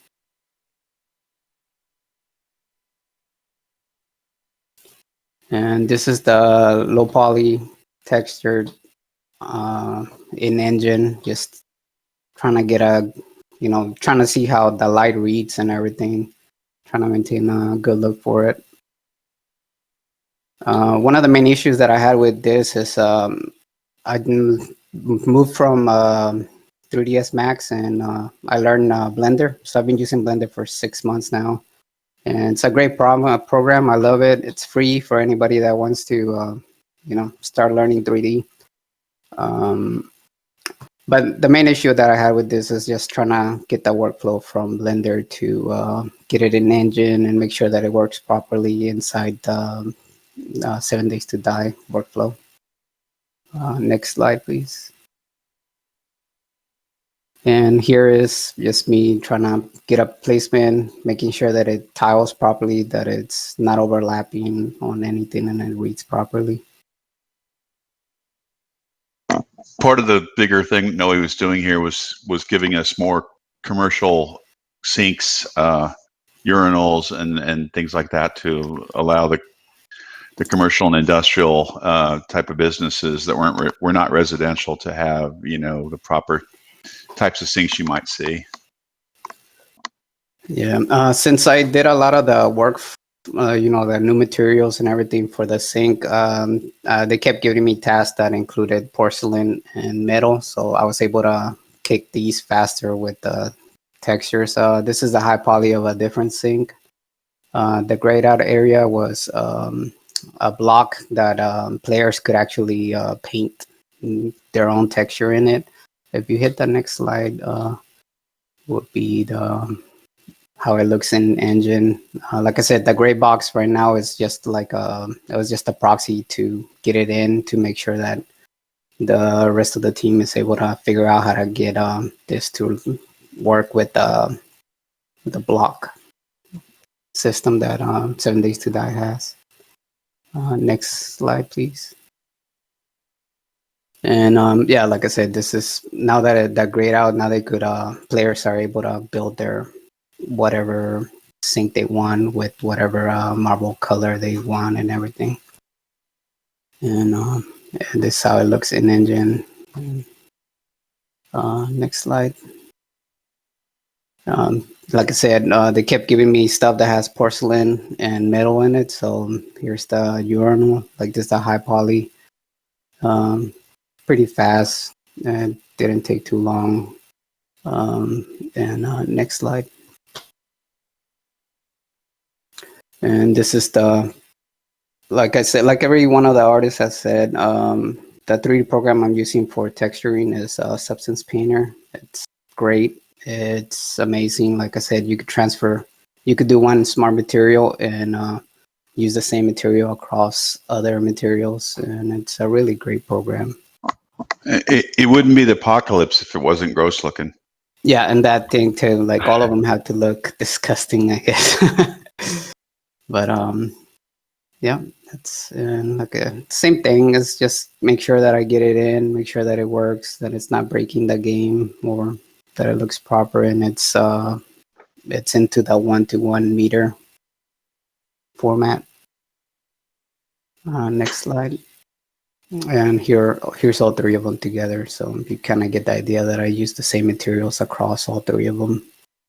And I had to do some unique masks here and there, but they're pretty close to just like slapping the material once I was done with it. It's a really good program. Next slide. This I was in charge to do drinking water fountain, and this is just a high poly, something simple, nothing too crazy, and I just had to do 2 versions of it. Next slide.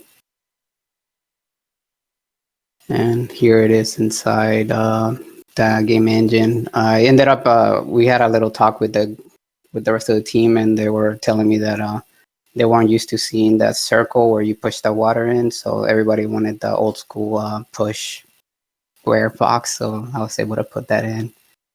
And this is how it looks. And this is just another angle, nothing special. Next slide. Just inside the game engine, I was making sure that the specular, or the, what do you call it now?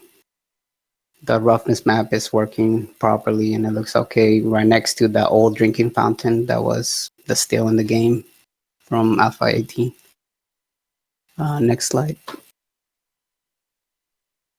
The other task that I was given was to do shoes or do a section of shoes, and my task was to do at least 5 variations of shoes, something that you would normally see inside a closet, like sneakers, some dress shoes, some chanclas. Next slide.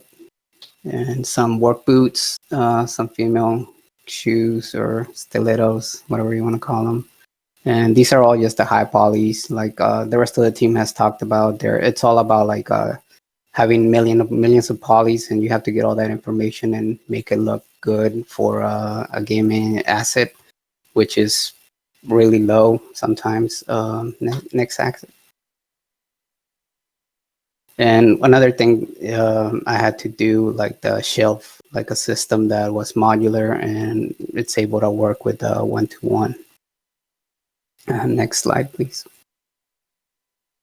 Same thing, just this is all just me kind of figuring out what's going to stack on top of each other, how it's going to look, and if I'm able to rotate and get more variations of it. Next slide. And these are the shoes, just textured, like everybody was talking about. Like the main issue that we're having is that we can't get a lot of draw costs, so all these shoes had to be in one texture, and that also included the shelves. So I just had to texture one shoe and make sure that it looked right and it didn't repeat too much, and it looked okay. And I think they came out okay. And these are just a bunch of shoes, just kind of you would see. They look great. Thank you. Yeah, they're just scattered. They're all single shoes, just so like if they do decide to make it lootable, like you might get one good shoe. I don't know. And this is just inside the engine, just testing them. Hard to find a pair in the apocalypse. Yeah, that's exactly what next slide, please. And this is just like after the modular, kind of did a setup to see that everything it's worked the way I thought it would. And yeah, here's that. Next slide, please. Or is that it? No. Can y'all hear me? Oh, there we go. Sorry about that. This is just some of the. I'm still working on this. This is like a bulletin board that I've been working in. Just I'm trying to add some story elements to this. But this is where it's at right now. I was tasked to do a lot of signage just to make the world feel more believable. Stuff that you would see throughout the whole world. Like I said, this is the billboard. Something simple. Next slide.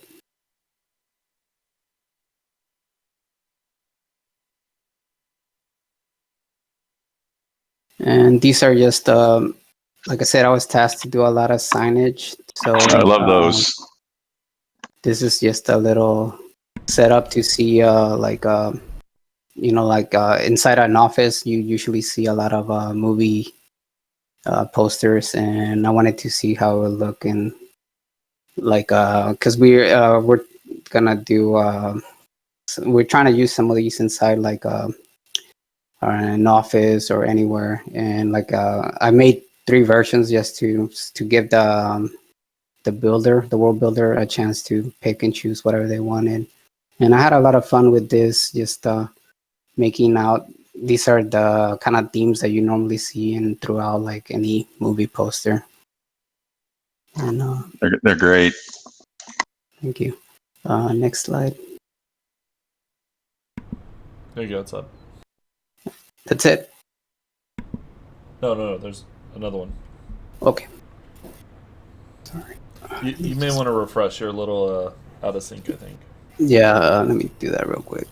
That's fine. And like I said, I'm doing a lot of design, so it's just like anything you see throughout the whole world, like ads, like food menus, a little bit of like cigarette ads, just trying to make the world more believable. So, this is what I've been working on so far. Next slide. And same thing. A lot of these are just right now they're just textures because I need to make the models that you could attach in through walls and make the world more believable. Next slide. Just missing posters that you would see throughout the world since you know the world has gone bad or whatnot. And Who's the best Matthew? part- Who's Matthew Hwang? That's and yeah, you could probably see one of the guys that's right now in the chat. He's in there too. There's the various team members in these pictures here. Rick, I don't see you in there. I'm not in there, but somehow Lucky the dog made it in. Wow. That's okay. Lucky's pretty lucky though. So I don't think he's so lucky. He didn't make it. He's missing. Well, maybe he got away. Lost.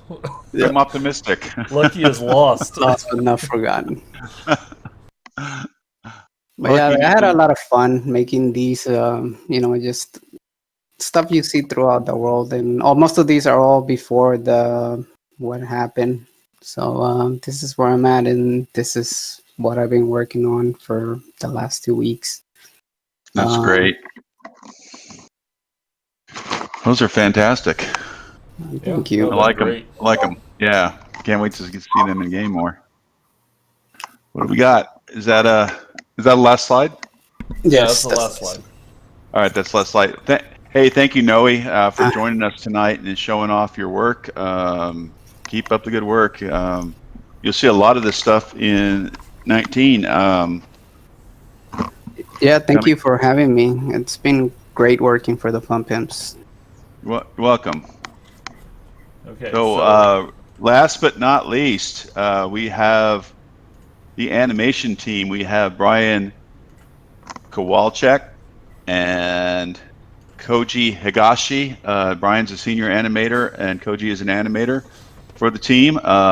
Brian let Brian tell a little bit about himself. He's prepared a little video for us to watch after. Yeah. Take it away, Brian. Let's see. I went to Vancouver Film School, 2001. I went to Animation Mentor in 2006. Started working at 3D Realms in 2003. Duke Nukem. So yeah, that was fun. And then went to Retro Studios. Worked at Nintendo for a couple years, and then went to id Software for 10 years. And then Pham Pimps. Very small world. Brian and I both worked at 3D Realms at different times, but several members of the team also worked at 3D Realms. So and along with I know some folks down at Retro as well. Eric. Yeah, Eric worked at 3D Realms. Eric and Brad worked at 3D Realms. So two guys Monday night are both ex 3D Realm guys. Okay, and then here, let me get Koji on the screen. We'll get Koji to say hello. Koji Monster. Hello, can you hear me? Hey, Koji. Hey, is it a little laggy? No, not bad. Good. Okay, cool. I'm Koji Higashi, and I started with the Pham Pimps in 2015. This is my first job in animation. They're very nice to pick me up from there. And it's been a lot of fun. I did go to Animation Mentor, for my education, Cool. Thanks, Okay. Koji. So, Thank you. well, go ahead, Rick. So you can. So Koji and Brian are going to be taking turns telling us a little bit about what you're seeing in a video that they prepared, showing off some of the animation improvements. Yes. Before we do that, can we talk about Sheen? Sure. That's all right. Yeah. Oh yeah, my dad. So he's the Sheen, guy that actually makes all the rigs, all the, not the complicated rigs, but the character rigs, for all our characters. So all the new stuff you see coming in. Yeah, Sheen couldn't make it tonight. He He was visiting Japan. He's from there originally when the quarantine corona hit. So he's been staying there for Yeah.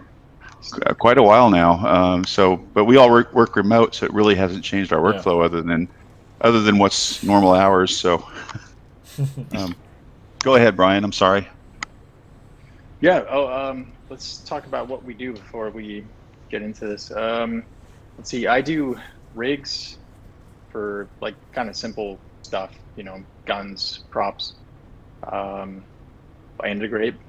I do some zombie AI, third-person player improvements. Yeah, first-person stuff. You guys did.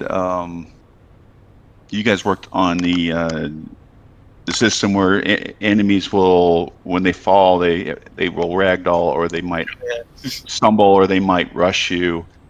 That's a system that's in 19. Yeah, we'll see that in the video for sure. Okay. Well, yeah, Cool. let me All get right. that video up. So give me just a sec. I will make sure. Okay. So here's how we're going to try to do this. I will. Let's see if that works. Okay. So we're going to go ahead and start playing it. Okay, first up is the auto shotgun. I'm still loading my stream. Looking at the rig.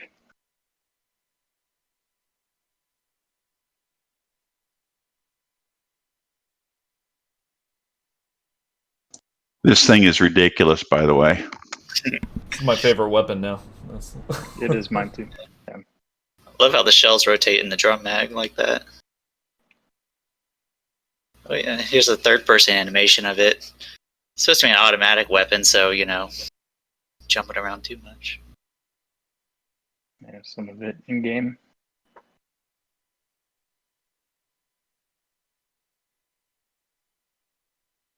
Damn, that thing's good. It's awesome. Desert Eagles or Desert Vultures up. I mean, Desert Vulture, yeah. Dude.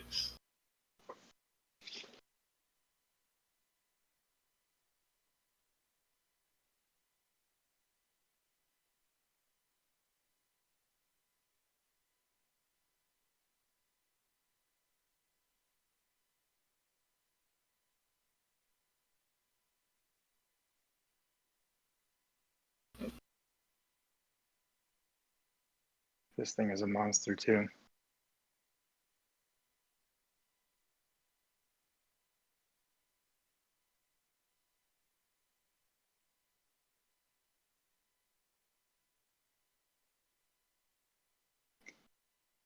The new sniper rifle. Sharpshooter rifle, yeah.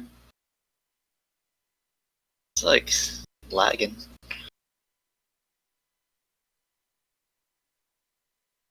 Koji may just have to refresh. Okay.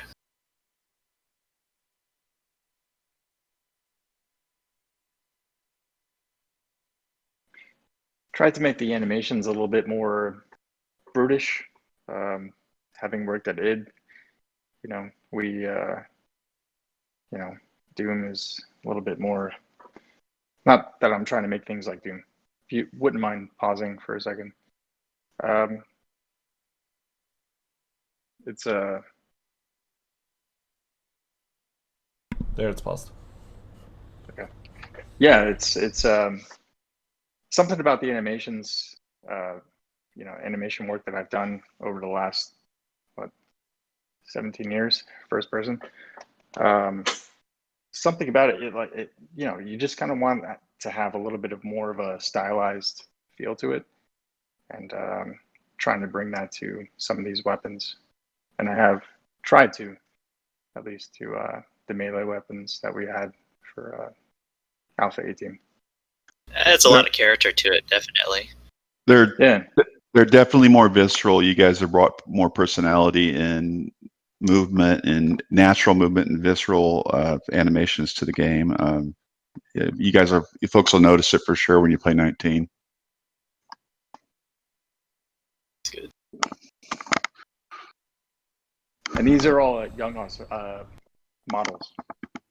So yeah, really, really nice models. Amazing models. Yeah, they look great.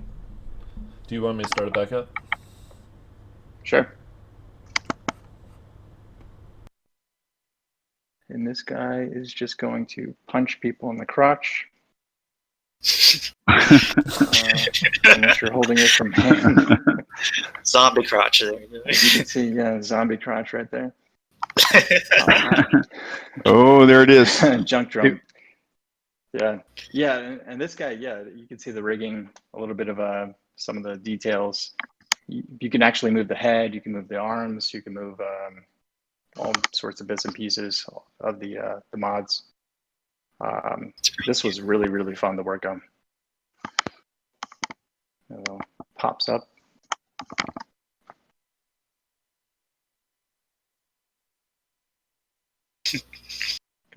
Bouncy idol. Cute teddy bear head. Yeah. It's cute. That's so cool. So cool. Hey, Man. pause it just a second if you would. Real Yeah, quick. yeah, please. So the junk drone, just so y'all know, guys are still busting it, working on it. There's some pretty good, sizable bugs with it. We're working the best we can to try to get it into the game by stable or a patch. You probably won't see it in experimental, but never say never. We're working on it really hard. So anyway, disclaimer: we're showing it, but we can't align all features. Yeah, it's coming. So it'll be, if it doesn't make the stable, it'll be a patch. So anyway, go ahead, Brian and Koji. Yeah, so we needed swim animations for the zombies. Oh yeah, they're swimming FDA now. Yeah, Sean Liptak was pushing this, and yeah, sorry, kind of moves a little bit fast. Yeah, no, I But, lost it. This one's going. the He idol. also moved on to land animations, stumble animations, like land heavy animations. So when zombies crash through ceilings, they only had one sort of animation before that. So we're trying to do something different where they kind of stumble up and do something that's kind of interesting. Each person does fall Variety to it. differently. Yeah. Yeah. Everyone's gonna land the same. Really fun animations to do. Can you pause it real quick again? Yeah, sure. So the system is designed to give you different outcomes. The zombie might ragdoll. The zombie might stumble. He might do more of a boost run at you, or that cat land, as you saw in that video. Yeah. And the same as the breakthrough system, where if they break through a door or out of a monster closet, they might ragdoll out. They might stumble out. They might rush out at you. And it makes the game feel really great. The animators have done a really good job on making this work technically with programming so that it's emergent. You don't know what they're going to do, and you don't know how fast they may rush you, because they might be on the ground longer, or they might be rushing you out of when they fall. Yeah. Animation is a really small part of this. It's actually Sean and Brad and Jeremy that actually put a lot of this together and to figure out all the details to make all this stuff work well. Very smart guys. Yeah. Yeah. It really does add a big layer of immersion to the game, and it breaks the cadence of normal combat. You don't know what speed somebody might come into the scene, Yeah. So it's a big win for the whole thing.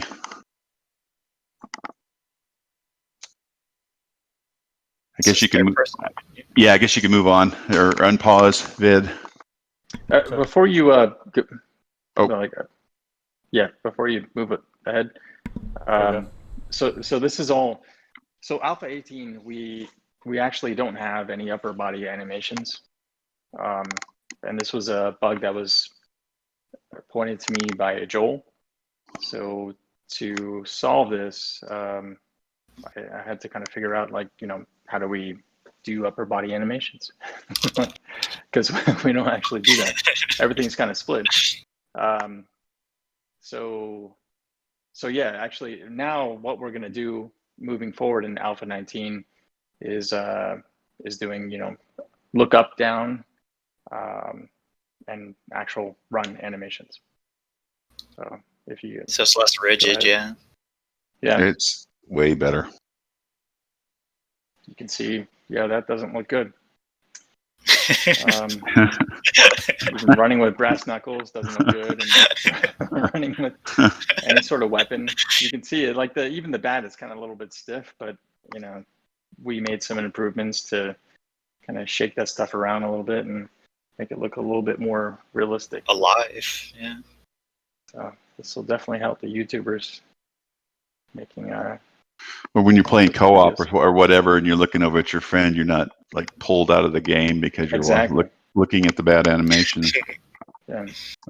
Just a little swagger with the bat just gives it just enough. Yeah. Very good. Yeah, it's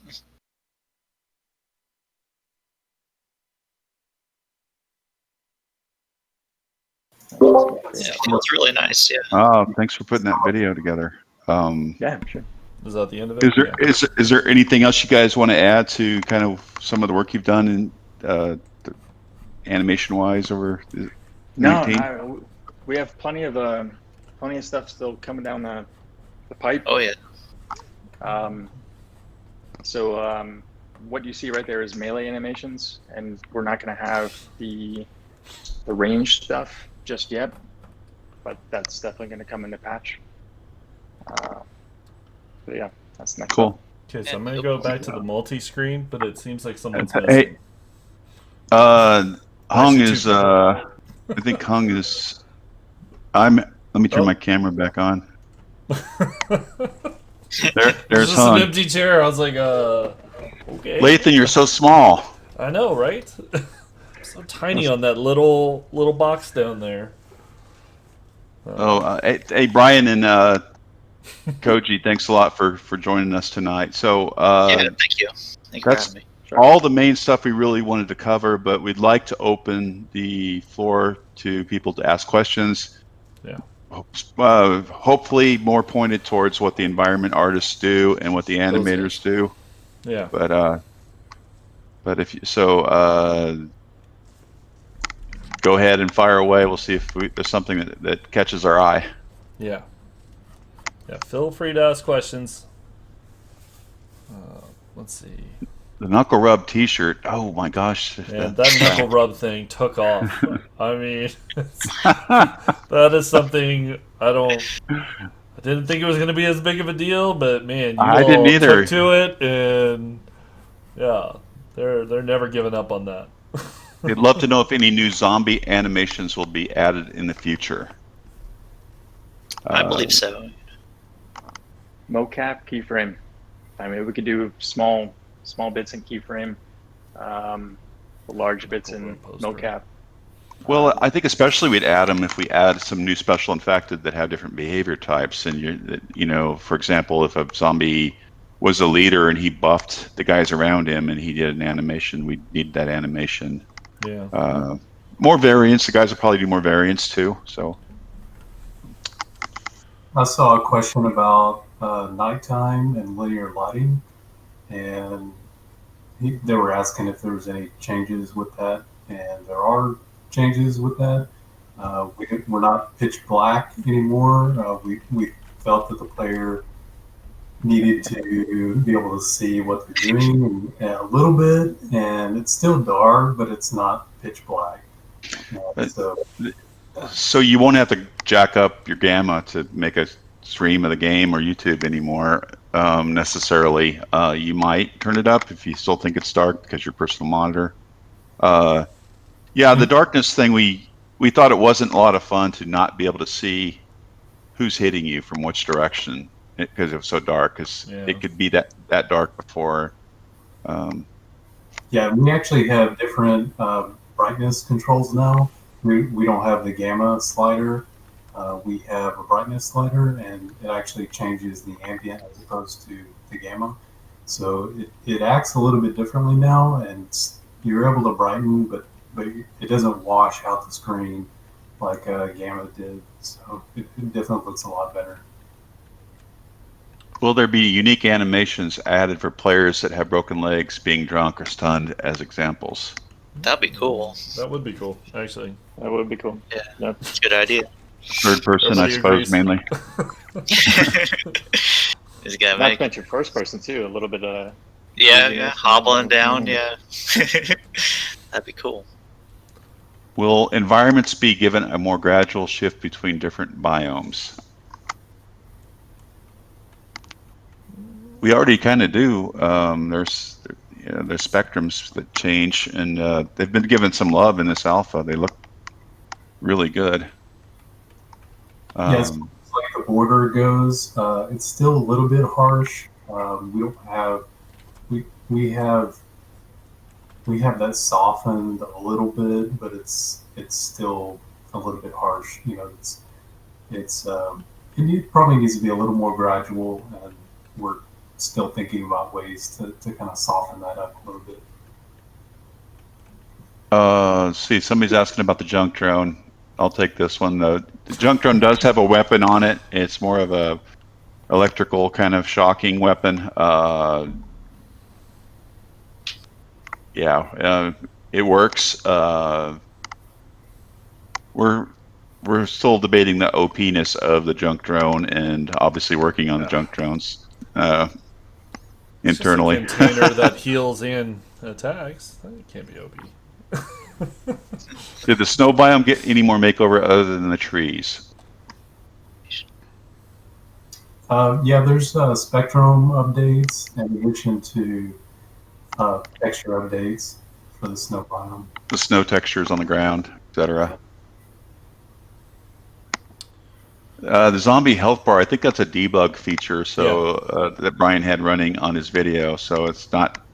That's not prime time. We didn't think it was necessary. It's a feature we experimented with that we thought if we had some really super hard bosses at some point, we may do something like that. But we do want to do eating animations at some point. Yeah. Custom.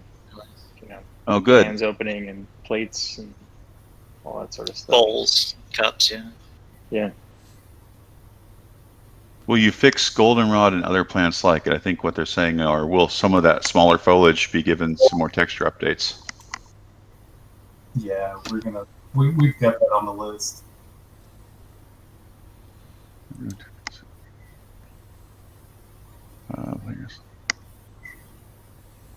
Rolling down the mountain. Interesting. New So, sounds like, for when you hit the zombies. ground, you can ragdoll. That's something like the ragdolling down the mountains. The junk sledge cannot be used held. It's meant to be deployed and aid you in combat. So I don't think that can't be held, can it, Lathan? I thought it could, but yeah, I wasn't the one who did that one. That seems like a question for Friday night, everybody. That's right. That seems like a perfect Mad Mole pass, question. Let's pass on all the hard ones to Mad Mole. Yeah, any of them that are really hard, we're going to push off to him. Hey, crap, I'm going to be here for that. Wait. So I still have to deal with the hard question. Can the junk sledge break down a door? I don't think it targets inanimate objects. It'll target live enemies. Hazmat suit will work. Well, I do not think we're going to have avalanches in the ice biomes. I This is wouldn't a hold good your one breath on right that here. one. Sure. Gardening animations. instead of punching them. So when you mean when you plant a seed, Right. or I guess when you Harvesting, I think. I suppose when you harvest them. Instead of Yeah, we. instead of like it is- punching it, you I like think it is grab possible. or something. I think it's yeah. possible to contextually detect what you're attacking and say, "Oh, pull that plant out." Like Maybe if he you're grabs it, pulls it out. Yeah. Yeah, something. that's Or at least does the animation for it's it. possible. Whether we do it is another story. Yeah, no guarantees there, everybody. Unarmed. Just to grab something. Rather put it in their pocket. Yeah. Wow, this is hard to read. It's moving so fast. We're even on slow mode. But we did ask him to just kind of start asking questions. So We did. we're so like, man, it's so hard to read it because you all are asking questions. Oh, man. Oh. Cool. Let's see. What's the biggest challenge with the voxel type game and the updated HD environment / graphics? Boxiness? I don't know. What do you think, Justin? Oh man, the biggest limitation is the 1 meter voxel Yeah. limitation that we have. It's so hard to try to have any kind of Well, fidelity with you know, that's part of it. The other component is because the game is fully destroyable, fully buildable. There's not a lot of CPU / GPU saving tricks. The game to gain back that much performance. That's hard to do. I mean, yeah. Whenever you can destroy the entire world, it really changes the way you can build stuff. And the hardest thing is trying to make something look good with all those limitations. And, Yeah. It's an interesting challenge. Let's see. And the roads in fact road. Will vehicles be able to be colored? I mean, we've answered this before, but go ahead. In theory, we put in a tinting to debug, but we're not happy with the tinting system. Justin could speak to that a bit about how we would handle that in a more professional way. Justin or Hung, any art guys? Which tinting system? Well, the vehicle. They want to know if we're going to do tinting. We have armor. We have like clothing and gun tinting, but it's not done in a way that needs. We don't think it's done in a way that is really as good a quality as we'd like to see in gold. It tints the entire object, kind of a flood fill color versus masking it and only coloring the parts of it that should be colored. We definitely need a better system for that. Yeah. We know how to achieve it, and actually, Sean Lipnick set up some of the back end for that. So all we have to do is wire into it with some of the masks and materials. Yeah. So it's pretty easy to see. How you do it in game with the dyes and stuff all works great as far as a functional HUD. But yeah, the technical way it's done from the arts has to be redone. Can we have boats?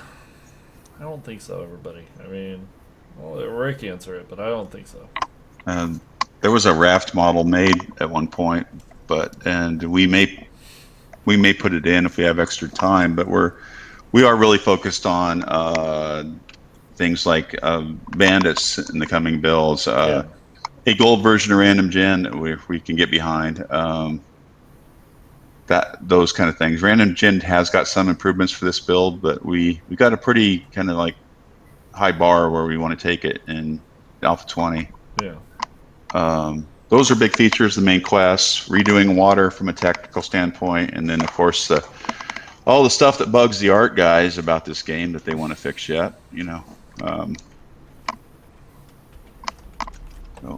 But boats, there is a model, and probably the physics on that, it's easier than most other vehicles, to be honest.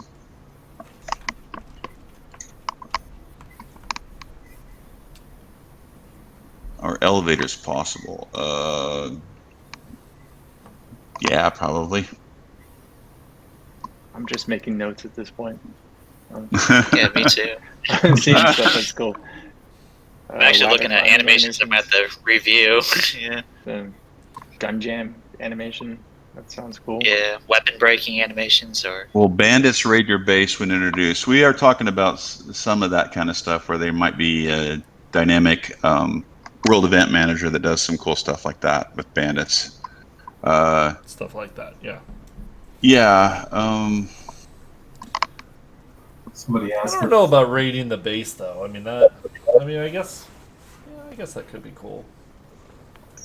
I mean, Yeah, there's well, one. with Horde Night, you Yeah. get to prepare for it, but if you're just randomly at your base and then they're kicking open the door and shooting you in the face, I don't know. I guess that wouldn't be too bad, but if you're prepared, I guess. But I mean, it just seems like for bandits to be the ones coming in with guns and whatnot, I don't know. Cooking animations, that's something that'd be more immersive. Yeah. We've been kicking around with some mock-ups of kind of what a gold HUD would look like. Ryan has been spearheading some behind-the-scenes efforts there. We just didn't have the bandwidth to kind of dig into that in Alpha 19. Yeah. Oh man, it should be. People want to eat in the animations. Yeah. So there's one user's talking about some more advanced use anims. The guys that started working on some handheld anims there to improve like bandaging or eating pills, and Brian could speak to that. We have a list. We have a list of all the various food objects and stuff like that, and we kind of actually broke everything down into something that would be feasible to Yeah. plate of food, glass bottles to drink, and all that sort of stuff. They're getting some random. Where is the roadside dinosaurs location? Did you ask that a different night? I feel like that question just came up one of these nights. Isn't that an Ark Survival Evolved? I don't think they have roadside diners of it, but Somebody asked if we would go to a smaller voxel if they had to do it over again. Yeah, and that's actually something that we're talking about for 7 Days to Die 2. We think that would be really cool to have a smaller grid for that stuff. That and so something where detail meshes can inhabit the same space without, those kind of things. Fracture system for walls, stuff like that. Would be like a 7 Days 2 kind of list of laundry list of stuff what we do on a 7 Days 2. Random bandit attack could be.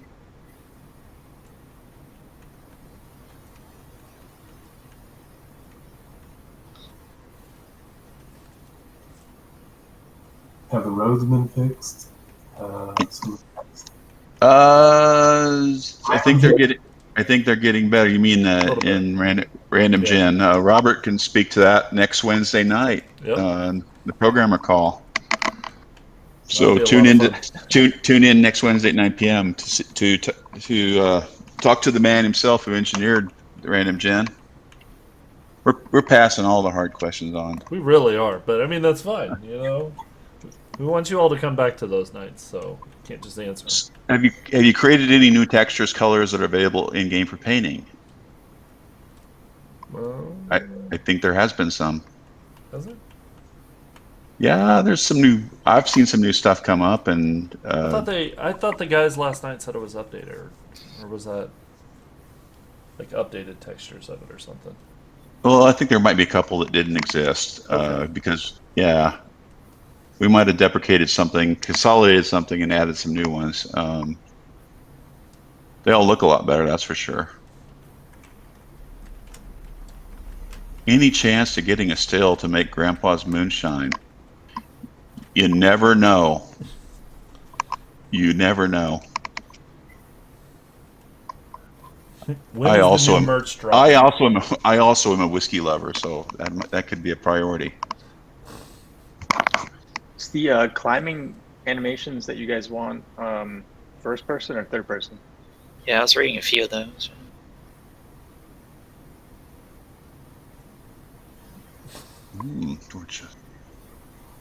Somebody's asking about Third person. third person. Any storyline stuff. We're going to keep that under wraps for a while. We've been working on some main quest, how it is, the progression works for that. And we talked some. Was it last Friday night? We talked some about some of the new quest types. Yes, yeah, we did. You can watch that video. So the first stream in this series, we talked about the new quest types.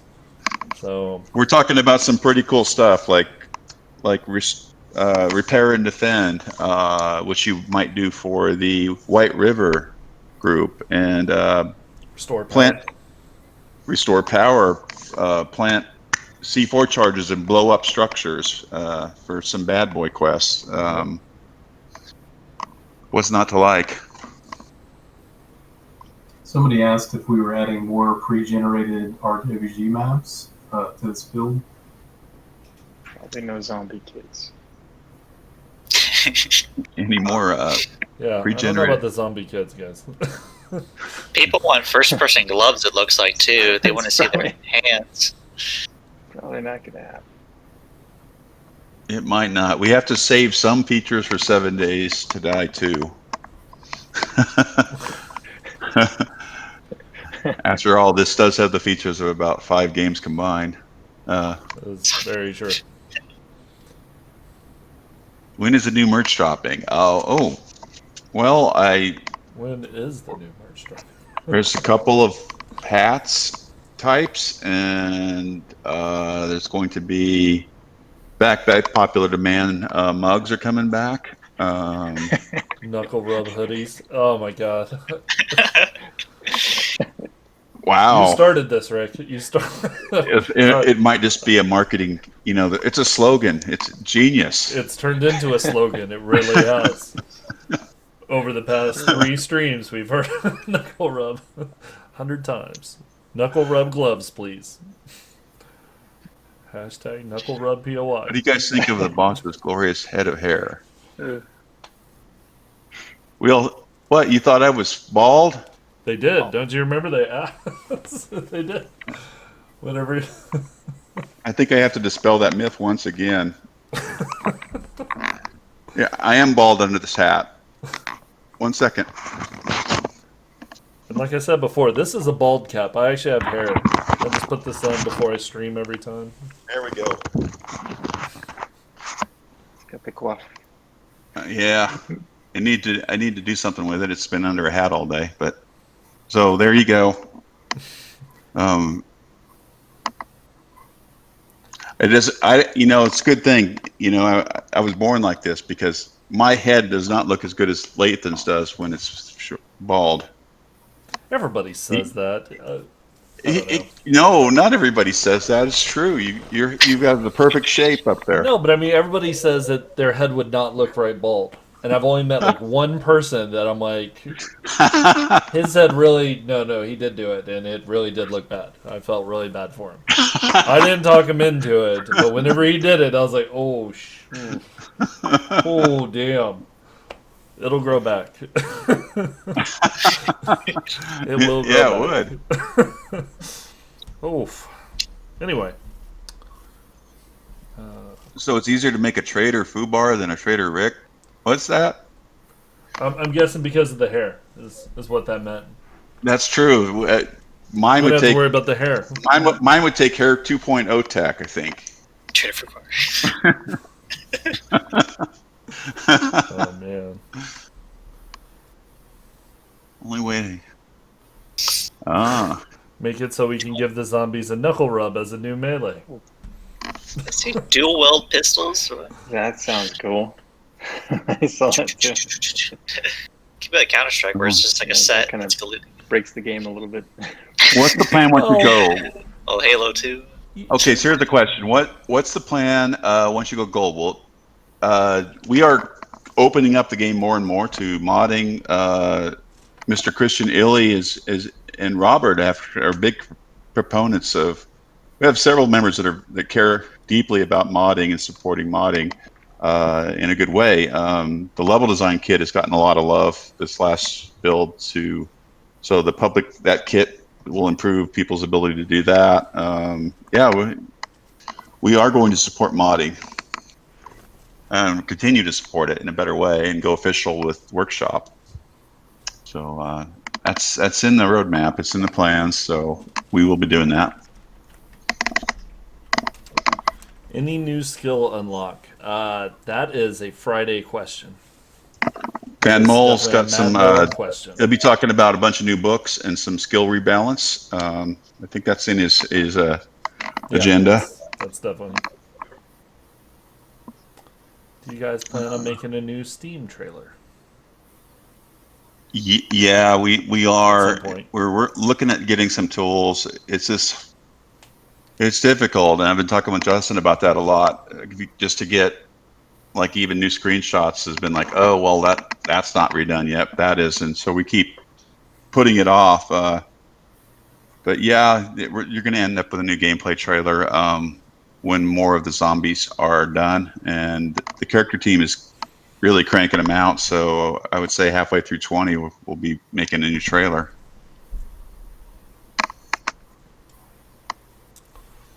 Oh, what else do we got? Any chance of getting a warning on eating broken glass?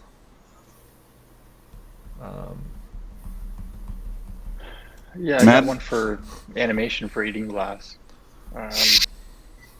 If you feel inclined to eat glass. If you feel inclined to. There's a warning up there. So Mad Mole will have to do a 24-hour stream to answer all the questions that we're passing on. We are not doing a 24-hour stream. You might talk him into like a 3-hour one. Yeah, But, I mean, we can go longer than 3 hours. I do not mind, but we're not doing 24 hours. There's a limit to where I'm like, dude, we're shutting it down. Eating broken glass is the best feature of the game.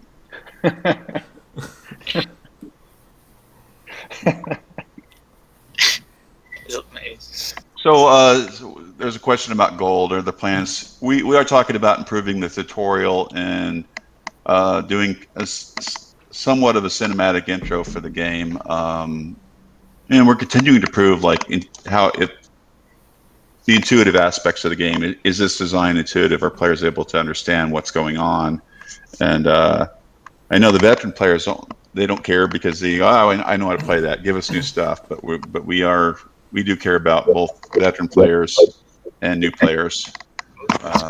We bridge our efforts towards both players groups because we'd like to turn more new players into hobby players, like a lot of you guys are. Definitely.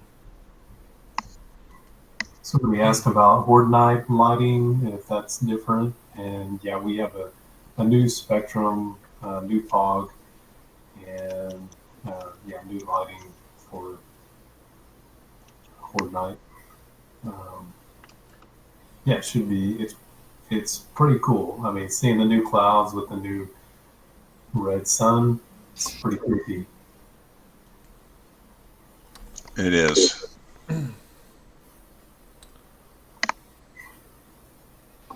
Level up the crafted blocks to.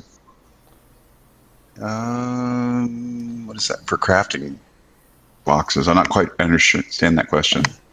Little Monsters, didn't you ask that on Monday? The question that you're asking. Can we get placeable water blocks? Wasn't that asked before? I mean, I must be going crazy because I feel like that exact question was asked before. Add that shopping cart so we can take more loot on foot. I do like the idea of the shopping cart becoming a pushing vehicle. That's the worst vehicle in the game, but it has storage. I think I have always liked that idea.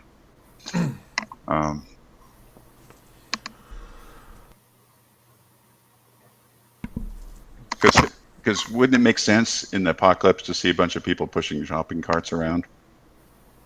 I mean, I guess so, yeah. Why not? Yeah, I can see it. I mean, they're there. It's not like the store's open anymore.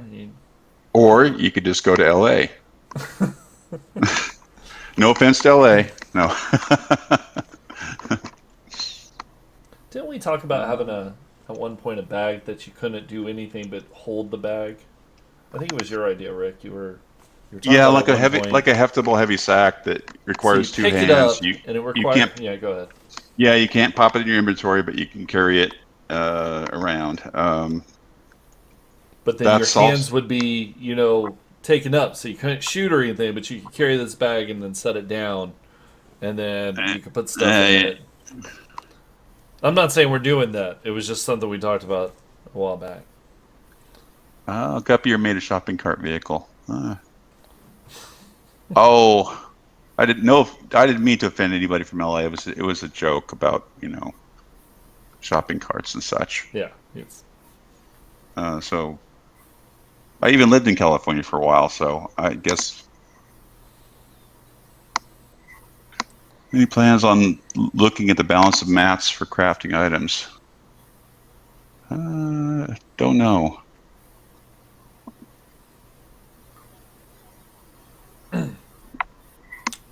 Would you ever add a rapid painting option with the paintbrush for detailing? Actually, level design is working with the tool to make it so you can paint a contiguous face with one swipe. We're trying to make that tool happen for level design at least, and I have no problem about that going into the game too. The only It's thing I not would like see about that would be if you drew across a bunch of them on a server, then it would have to send those updates out. So it might be a little bit of a big deal, but maybe not. I mean, maybe it would end where the chunk ends, and you have to hit another one or something. But something. yeah, Yeah. I mean, there'd be something there. I don't think it's like an impossible thing to solve or anything. Just be kind of weird. different light sources. Yeah, there's some new lights. There's some Hung. One of you guys made new lights. Which one of you guys made new lights? Tell them about them. There's like Uh, recessed lights and that was Yongha. oh, he did. Yeah, There's I made a recess light, the fluorescent light, and the track light. Three type of light fixtures. more lights that support commercial stores, although the recessed lights look pretty good in houses too. So yeah, there's 3 new lights. We put up a bar in the corners. Will there be working sinks and stoves? Don't know about that. I feel like we answered That's that one probably too. more likely. We'll keep working on mod support so you guys can add some of that stuff that you'd really like to have that that may not fit into our goals for the game. Yeah. Is a new IP? Yeah, we have an unannounced title where some team members are working in Unreal. It is not 7 Days to Die 2, and I'm not going to tell you any more. But yeah, it's an Unreal game.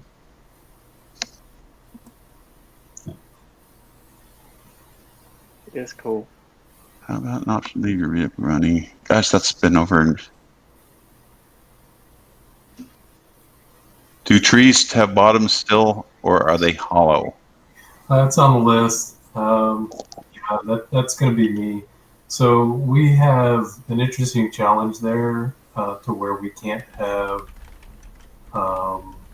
We create our trees in SpeedTree, and there is a way to add some of that stuff, but we have to be careful with draw calls. So we have a lot of trees in the scene. So I need to do some draw call tests to see how performance is whenever we add that to the bottom of trees. But we do have that in our plans. It's on the list for this next alpha. Unreal 4 or 5. Well, we're still exploring that. It will be Unreal, that other game, but 5 is really just hitting a switch for, I can't remember what it is. It's like some dynamic LODing or something. But it's really just the same. Everything else is the same about the engine. Here's a good one. Well, Go ahead. Did the animal animations get an upgrade too? Can look into that.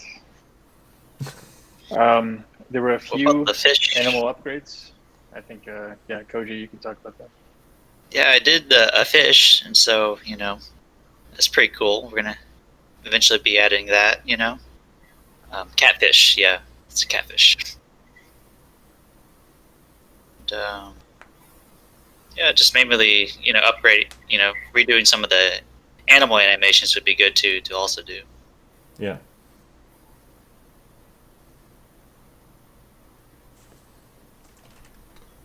Fish, catfish. There's Lathan, there's one for you. Which one? Any chance for food spoilage? No.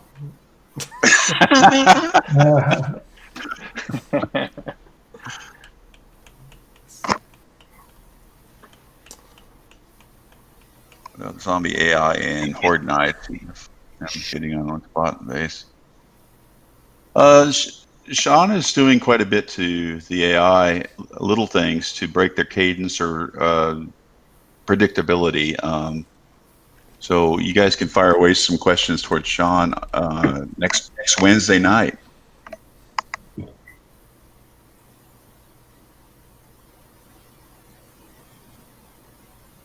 Any chance for a limping animation when your leg is broke? And I think we said there's a possibility for that, but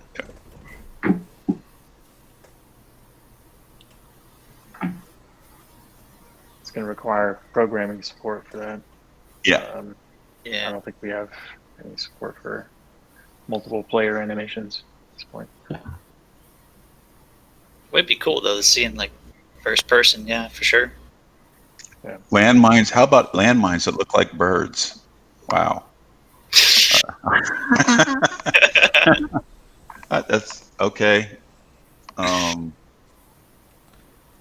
Yep. Lathan, you could take that one. No, I'm not doing that one. Hey, you guys are the guests. You guys, Third all person these... falling animation. It's good. Can you add the ability to light? Landmines. Can you Love add it. the You're ability pretty to funny. light blocks and I trees love on that. fire? It caught my eye, I have to say. They're wanting to set blocks and trees on fire. Joel has wanted to do some stuff where, we do some kind of combustion system or whatever eventually someday. I don't know if we'll ever get to it because of the scope of that idea and all the other things that we want to add to the game. Bandits.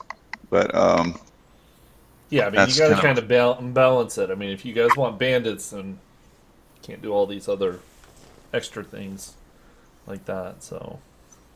Oh, the big vulture that picks people up and drops them. They want that back. They like that. Yeah, Did they? that would be amazing. When you said it the first time, man, they were cringing in there. Super vulture comes in and grabs you when you're not looking. He picks you up and drops you, and you break legs, and the rest of the zombies swarm on you. Just imagine that. That's awesome. That's a video moment. You're just hanging out. That'll teach you for standing on top of your fort wall, thinking nobody can get you. Super vulture. Giant vulture just picks you up and just carries you off.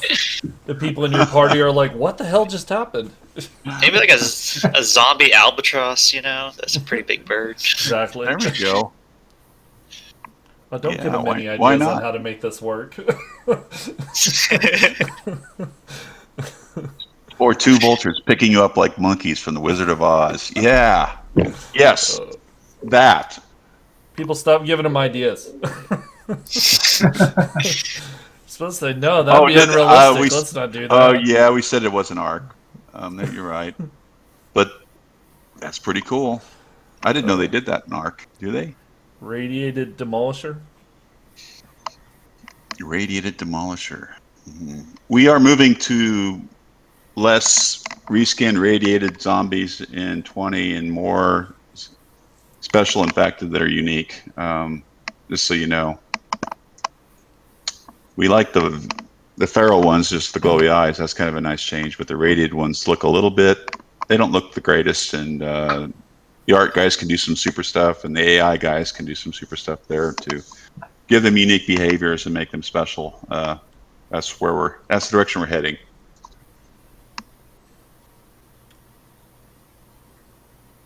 somebody was asking about why Unreal over Unity, and yeah, there's a big list of why, and it's kind of interesting conversation that we've had. But one of the main reasons is that Unreal is a developer, and they test the crud out of all their stuff, and they won't put anything out without testing the crud out of it. So what you're getting has been battle tested already, whereas Unity, we all love Unity, and Unity is a great engine, but they don't develop games with it. They let the community kind of play test with it and then give feedback. So, there's a lot of forward thinking that Unreal is doing with their engine, and a lot of tools and things that we would like to use with Unreal that Unity just doesn't have right now. Yeah, their networking is faster. They have some advanced tools. Yeah, there's lots of reasons. Justin named a bunch of them, but we're going to keep 7 days going, and we have several projects in mind. 7 days going gold being our highest and first priority. More to come on some of those projects, but we wanted to get our feet wet on another IP with Unreal. So we have 4 or 5 people working on that out of our team. But yeah, we're not unveiling what that is yet. Will all the redesigned zombies have a feral variant? Yeah, they'll all have a feral variant with the eyes, but we're not going to go with the radiated for game stage. For upper versions, we're going to do unique special infected instead in the future.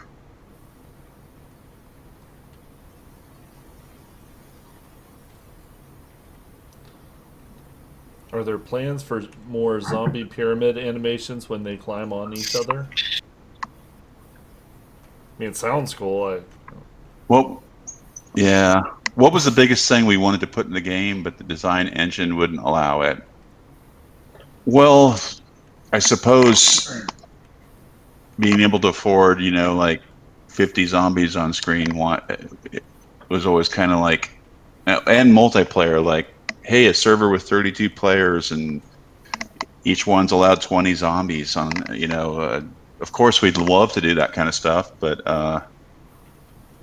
that's just the nature of a voxel engine and all the stuff. But there's a lot of optimizations that can still be done to this game. We just have to finally stop putting new features in so the programmers and technical artists can really do that, really optimize it. And we don't know. We'll probably squeeze more out of it yet. But yeah, lots of zombies, lots of players, more players was always the desire. So for 7 days 2 wish list, we'd say, well, for requirement there, we want to say it supports 20 players and 20 zombies per player. How do we make that happen?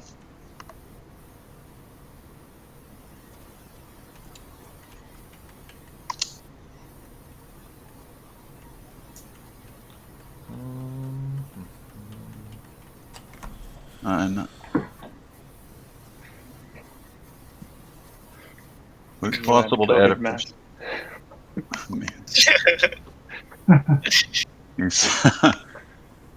Somebody was asking about the gaps between blocks and terrain, and I think that's on the list. That has to do with kind of height map accuracy and how far that data can push the terrain where it meets those voxels. And there's some like really small errors between creating those gaps. And we're aware of it, and I'm sure that those guys will look at it. Does Fatal get a bonus for working overtime? Fatal is well taken care of. we love Fatal as we love our whole team. So we try to treat all our guys good. Which they do. More car models, environment. I don't know more cars. Zombie knocks. Chance that zombie knocks a weapon out of your hands. That sounds cool. That would be terrifying. Maybe that's what happens if you break your arm in Alpha 19. You can't hold onto your weapon very well. You better tell Joel about that, and he'll get it stuck in his head, and then we'll put it in 20. Who did the bicycle animation, and can I shake their hand? Brian? Wasn't me. Right. That was Koji? Come on. Koji. Nobody wants to admit it? There we go. Own it, man. Yeah. Koji, all right, a virtual shake. Did he get the virtual shake? There we go. Yeah. It's like a virtual high five. Awesome. Koji, Particularly. question. If there's one animation you wanted to add, what would it be? Is it first person, third person? Would you say? Anything. I mean, anything. Brian, Sky's the muted? limit. Are you muted? Just- Am I? Oh gosh. Oh, I thought you were. I saw you talk, and then I didn't hear anything. I was thinking the Mortal Kombat uppercut in first person. Yeah. Just kind Yeah. of like, oh, and the zombie needs the ragdoll and fly up with it. We'll call that the They want advanced knuckle uppercut. rub. Yeah, like a cheesy You're scream. pausing this. I just love Mortal Kombat. Just like maybe like a tier with maybe the fist tier, with the skill level. You can eventually do that. It's critical. Oh, man. Would you ever add an instrument that you can use in the game, like a lootable harmonica or something? Huh. I don't. That would be cool. It'd be cool, but I mean, how would you play it? I mean, So you saw that it would Russ just have, put in like, like a full. Russ put in like the full instruments DLC, and you kind of. Yeah, but I mean, would it, Look so it up, man. Are you expecting like it to have just a preset song that every time you hold it, or are you wanting us to be able to like, I don't know, load in some notes somehow and you can Go you can nuts. find new song mods and you Oh, God. install them and then it plays a new song. Oh, I need that's to find amazing. all 5 sheet music. That is there amazing. ammo that I use for it. Can we make level 6 weapons harder to get? Yes, we can, and we did. Oh, yeah. And Mad Mole is going to be on that subject Friday Sure, night. Yeah. Yes, Friday night. You definitely need to talk or ask Koji the questions bicycle about that. master. That's what. What do you think of a vulture Thank you. that drops bombs? or Oh, zombies is on anyone top of fixing your the base? bike mounting Boeing animation? Is there a Boeing animation? It's been Wait. a while. You're gonna have to like record a video of that and send it to the forums on the bug thread if it's reproducible. That is. Rick, you may like this one. What do you think of a vulture that drops bombs or zombies on top of your base? I mean, since you want the giant vulture that would pick you up and carry you away, I wouldn't think that bombs or zombie dropping would be. Well, out I of don't know about the realm bombs. Bombs is a little bit kind of strange, but dropping other zombies, I think, is kind of cool. Like, of drop a demolisher. here you go, have a present. Maybe children's zombies, the tiny one. Hey, somebody was asking about the changes to Navis game in Alpha 19, and I know that you guys probably want to talk about that in the POI. I think we talked about it a little bit already. Which one? That Just the change navigating the new additions. I don't know if I saw that. So they want to know, are there any additional new POIs in Navis game? They just asked about the changes to Navis game. Oh, well, we yeah. talked There's about some. it a little bit. I mean, but go ahead. So the guys are probably going to talk about more individual POIs, and then I don't want to spoil any of that. So they're going to show off some commercial stores and reveal the new brands and some other new stuff that's been done. But we had a lot of stuff that actually wasn't in Naviskane, and I was involved in painting roads that were further outside, making new kind of residential developments in quite a few areas. So there's In the radiation zone, remember? yeah. So the radiation zone is further pushed out, so there's more playable space, and there's some new small. I want to call them residential developments that we had quite a few houses that never made it into the game, like about 25, and then they got put into Naviskane in various kind of outskirts residential spaces, along with these new ones the guys are going to be showing off. And we got a couple of other guys that were popular in modding the game, helping out the level design team. Sebastian and Hernan are doing some stuff that's making it into the game. But we save all your questions for next Monday night for Eric and Brad. More specifically, that is. Oh. What do you think of implementing weekly or monthly events? Weekly or monthly, like a stream event? You mean? No, I think he's probably meaning like in-game stuff where for a limited time it gives you. I know other games do it. I think Arc does it. And, okay, let me talk about this a little bit. We've added Game Sparks, but we haven't turned it on officially. And some folks were worried that we're collecting their personal data, and that is not the case at all. We're collecting game stats like, oh, you crafted 5 stone axes, or you gained XP through mining. And so they're all game actions like that. But the system does allow to go into those sort of live type events like that if we want to go there in the future. So we're trying to use it to basically balance the game better and find out more about what people are doing in 7 days, and focus on the features or balance improvements needed to make the game better. But we could go there. The service is designed to go into that area if we want to.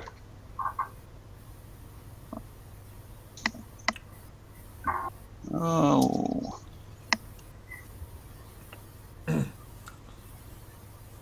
Here's some questions for the art guys. What is your favorite things you have created for 7 days so far?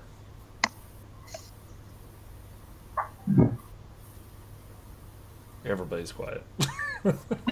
An animation count or no? I mean, I guess it doesn't matter. I mean, just what's the favorite thing you've done on 7 days? I like the deer death. That sounds morbid, weird, but okay. Yeah, it's kind of funny, and the blunderbuss shot too, and reload. I like the blunderbuss. Okay. I'm with you on that. I'd probably say the random gen rebuild with Robert using stamps. Nice. That's pretty cool. Yeah.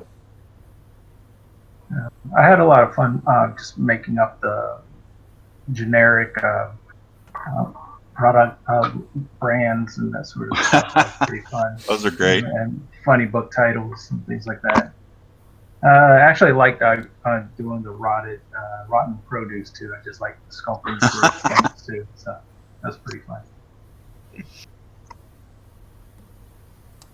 What about you? What about you, Brian?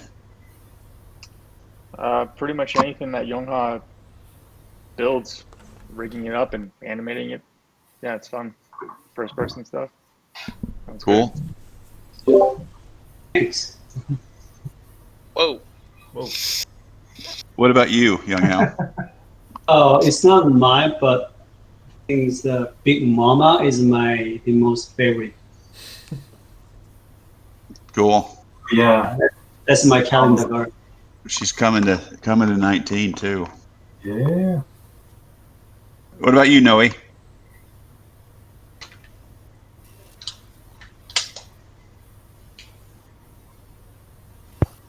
Sorry about that. I haven't been here long enough, but yeah, Big Mama looks amazing, and I love her. You want to give her a hug? I mean, I made a poster of her, so I was like, yeah, she has to be in there. Awesome. Lathan, what about you? Oh, I don't know. The quests, I think, would be my favorite thing I put in. Between that and electricity. Maybe the dialogue system. I don't know. Yeah, I think quests would be the main thing. I think that's my favorite. I'll have to say for 19, the addition of the zombies that break through and they ragdoll sometimes, or they fall and ragdoll. Sometimes they land square and rush you. I think that system itself is my favorite addition to Alpha 19. Other alphas had some other favorites, obviously, but that's a pretty cool addition. I think I have to add that the linear space lighting by Justin is a big game changer. Oh yeah, yeah. It looks great. Yeah. And to think I've resisted that.